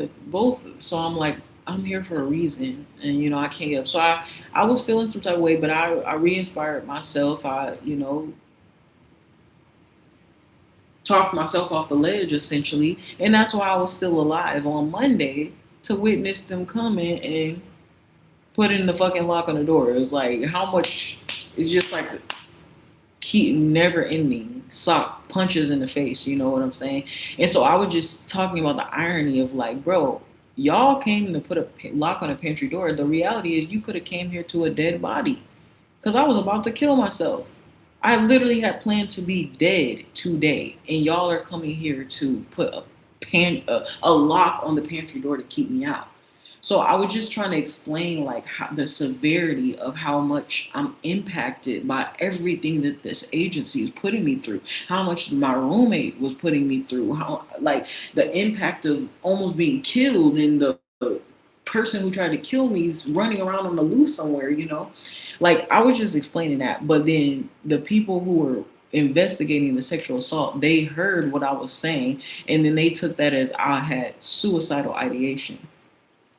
Which, in fairness, it makes sense because the fact that even though I said that and then I didn't do it, but the fact that I said that and I was already in that space and I did talk myself off the ledge, but the fact that then right after I talked myself off the ledge, they come to put a lock on the pantry door, sexually assault me, like all this stuff, you know, I could see of like, you know, hey, I might have slipped again. So, you know, looking back, it was maybe for the best, but I wasn't going to do anything, you know, but they didn't know that, you know, so I could see why it was alarming. But yeah, they reviewed the whole live and they determined like, oh, she might have suicidal ideation. So they came at like 2 a.m, and then they had me come to the hospital for like a 3-day psych eval, 3-day hold, or whatever the case is. And like I said, the doctor cleared me the first day. Like after I talked to her and explained her the situation, the doctor was like, "Oh, you're not gonna hurt yourself." Literally, this is what she was saying. She said, "Oh yeah, I don't think you're gonna hurt yourself, but we can't release you." Why can't you release me? Well, because you know they got to go talk to people and you know talk to different, I guess, kind of references to kind of determine, can we release her? Is she safe? And then they understand I'm in a facility with mental housing for mental people with mental illnesses. Plus, like I have therapists and psychiatrists, or like a whole mental health program that she can like contact on my behalf, right? So she went and talked to different people or whatever to see like to confirm whether or not it was safe to let me go. And the doctors, from talking with some of the individuals from my housing program, determined it wasn't safe to let me go. Why? This is where it gets interesting, if it wasn't already. I go in and I'm like, and the doctor comes to me and she's like, you know, pretty much along the lines like, you know, you're new to New York, you know, you're a young woman, and sometimes these young women, they end up getting into some dangerous kind of situations, you know, oftentimes against their will, and we can't release you without knowing that you're going to be safe, not just from yourself, but from your environment, what you're around. I'm like, what are you talking about? They're like, you know, basically not beating around the bush. She was basically saying, are you a prostitute? Like, are you not even just a prostitute, but she's like, are you being sex trafficked? Are you like being human trafficked? Do we need to keep you? Like, they didn't want to release me from the hospital because they were convinced, because the people in my program told them such. They were saying that according to them, this is what the doctor said, this is what the doctor told me, that the people in my program, it was either the program director or the case manager supervisor, both people who were supposed to be mental health professionals protecting me and advocating for me. They told the doctor that I was being raped in my apartment every single day. Every single day, they told the doctor she's being raped in her apartment every single day, and we believe that she is being sex trafficked. We don't know that it's safe for her to be released. And it's been happening for months, mind you. So they believed that I was being raped every single day in my apartment for months for some reason. And they never came and checked on me. There was never a wellness check.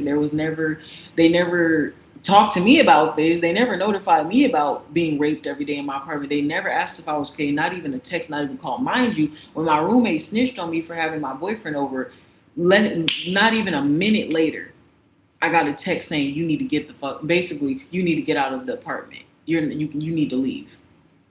But you believed I was being raped every single day in my apartment. I didn't even get a text. I didn't even know this was happening to me.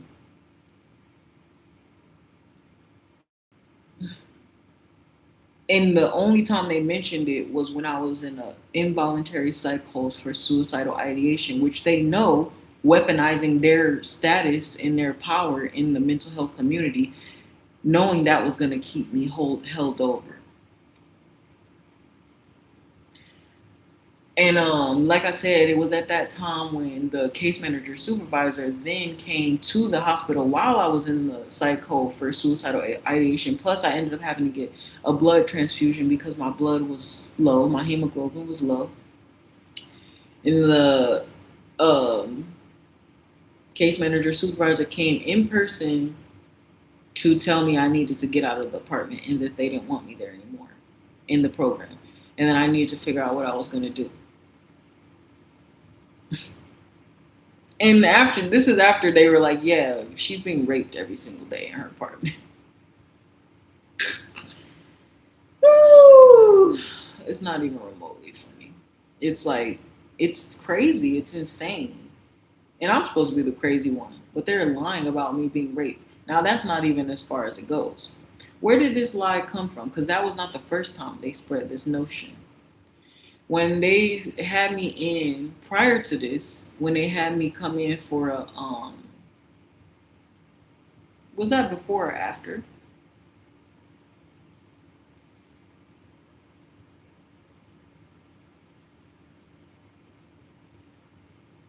Yeah, I think it might have been a before. I'm not sure. But around that time, when they had me come in with the,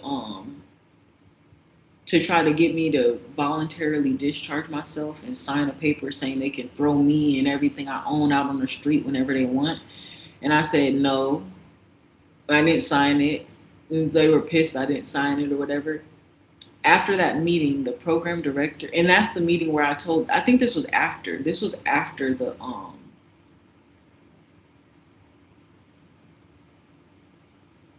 or maybe it was before. I'm sorry, I can't remember right now. Around some of that time, this was though it was this meeting. During this meeting, I told them that I had been recording our conversations since December. And and I even recorded that meeting with the voluntary discharge or whatever. When they tried to do that and I didn't sign the paper or whatever, and then it would be a few months after that or whatever, or it would be sometime after that, then everybody would get fired. So I don't know if it was correlated with one another or not, but when I was in the meeting, after I left that meeting, the program director sent a mass email to the case manager supervisor,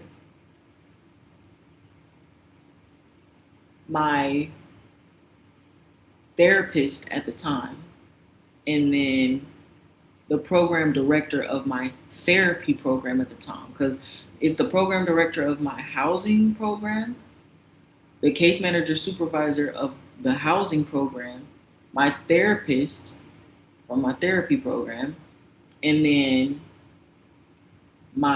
the program director of the whole therapy program. My program director of the housing, the previous one, she sent a mass email to them saying, basically along the lines of, I had a meeting with, Ayana today or whatever. And when I came to that meeting, I had a dress on because I was already feeling like shit. I already didn't feel like going there. I was literally bleeding out of my fucking vagina. So I tried to dress up to make myself feel better, and I already knew there were gonna be some bullshit. And if you want to be on bullshit, I'm gonna at least look good, bitch. And I came, and she said, I came, and this is the email she sent them, and I seen this email with my own eyes. But for the program, which I shouldn't have really complied, but just out of respect, the program director of my therapy program asked me not to like record it or get any information, like not to get any pictures or anything of it or like record our conversation regarding it. But the truth is the truth, and yeah. She showed me the email. So I seen this email with my own eyes. I don't remember everything it said, but it was essentially along the lines of, yeah, the program director of my housing sent this mass email saying, oh, I had a meeting today with Ayana, which is me, and she basically was saying,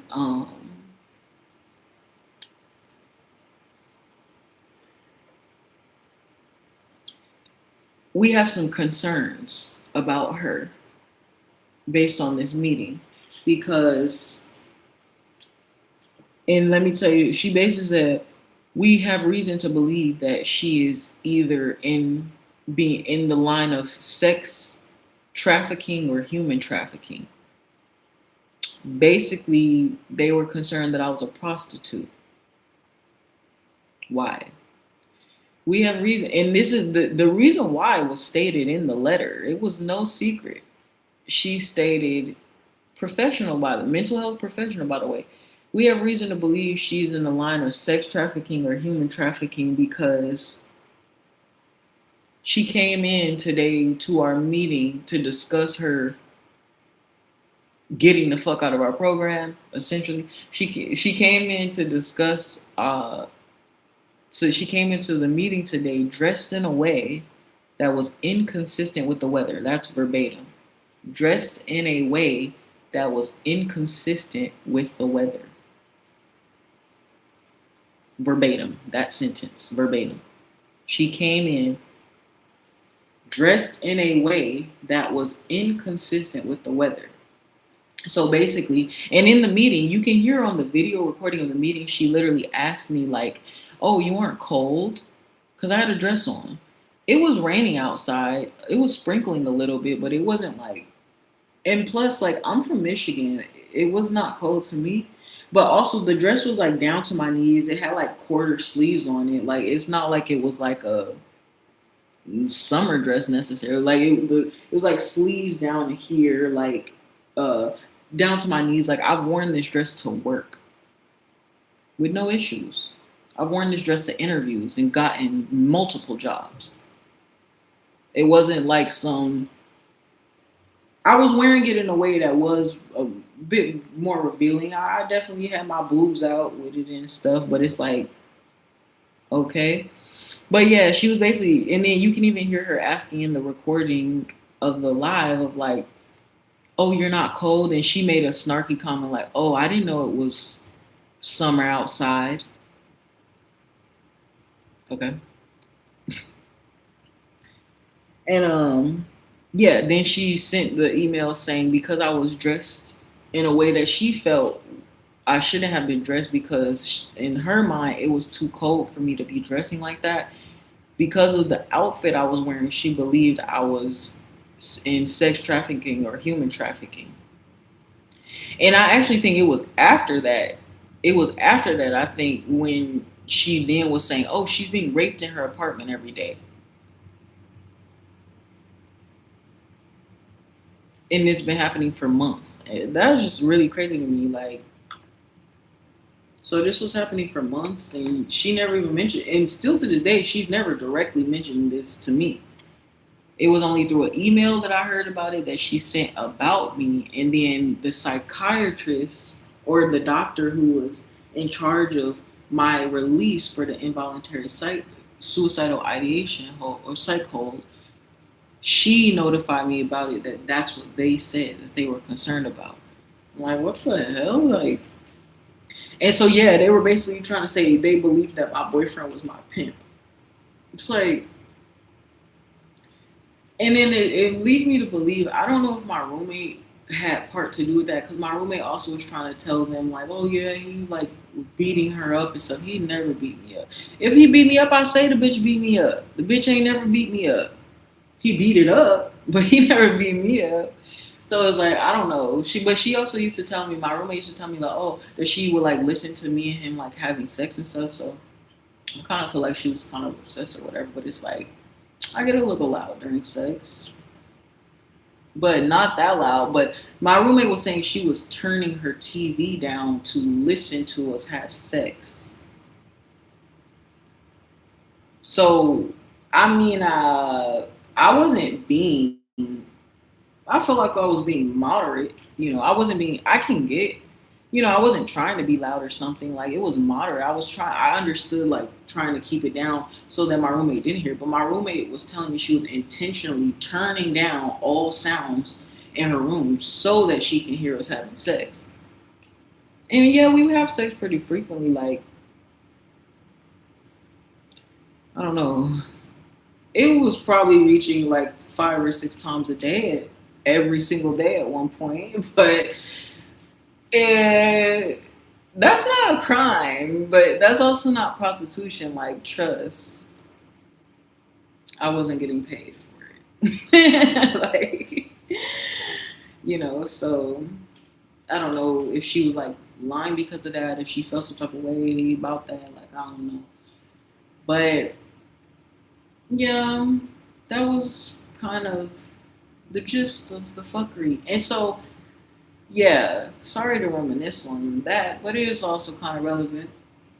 Because fast forward to today. Now, I'm possibly in another unsafe situation. I was kind of talking about that to distract me from my current possible, possibly dangerous existence right now, but I did kind of forget about that for a minute, but now I remember it again, and now the nightmare is back.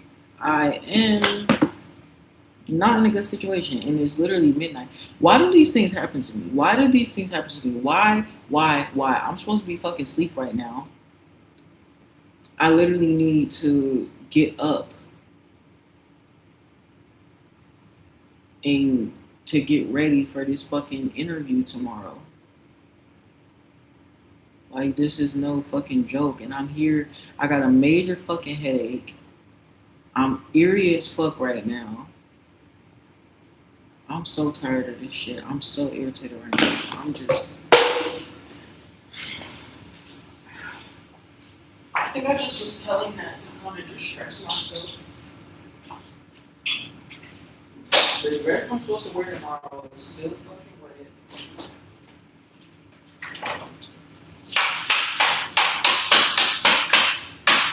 Oh, my word is frozen as fuck. Holy fuck.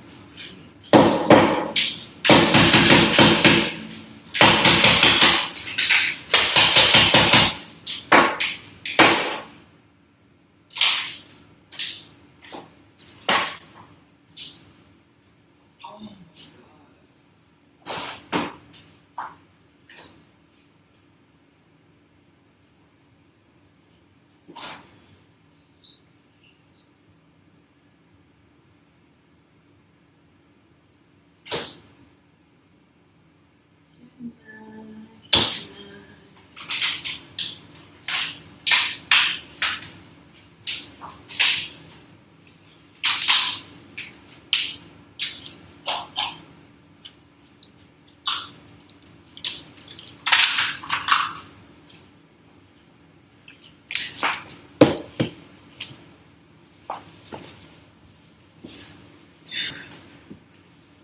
I gotta leave at like 8:30 tomorrow. I think if I wake up at like 5.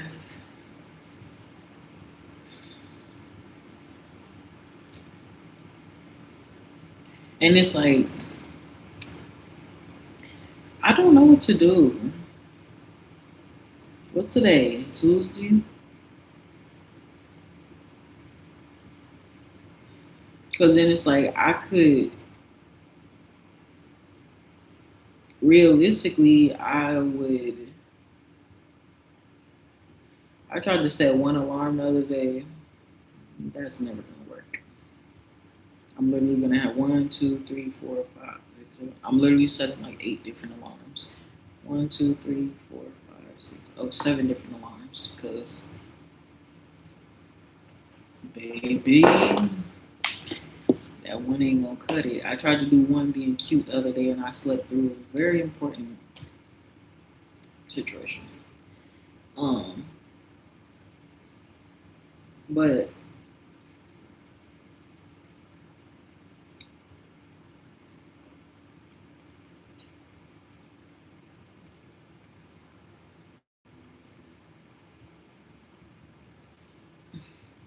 yeah,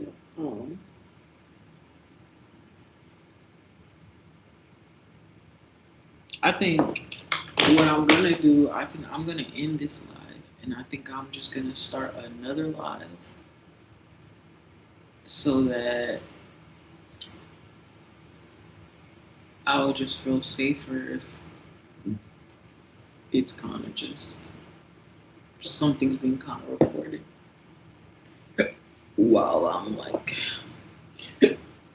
well, why did I do that? I don't know. While I'm asleep, but yeah, I'm about to just basically kind of do, cause it's just also it's I don't want to say anything if I'm wrong, but then also the person who it might have been, he was also like, oh well, yeah, you should get cameras or whatever, and then it's like, I mean, if he's advising me to get cameras, why would he advise me to get cameras if he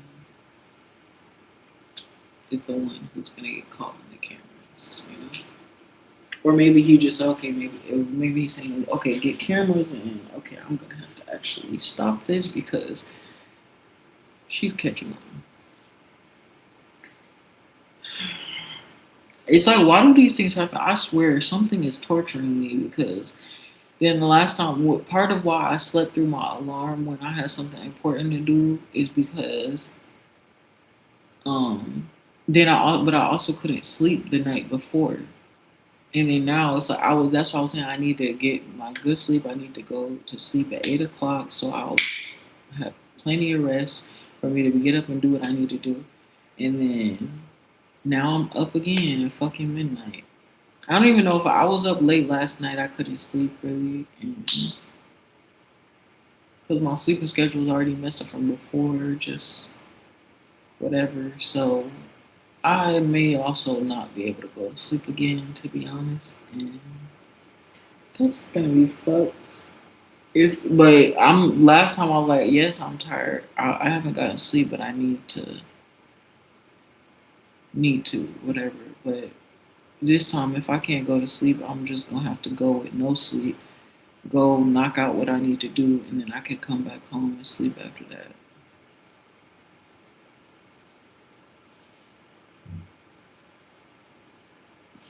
Who knows? Maybe I won't even be able to sleep given this situation. Listen, if I'm still up at 5 o'clock, I'm gonna just get up and I'm gonna just start getting ready.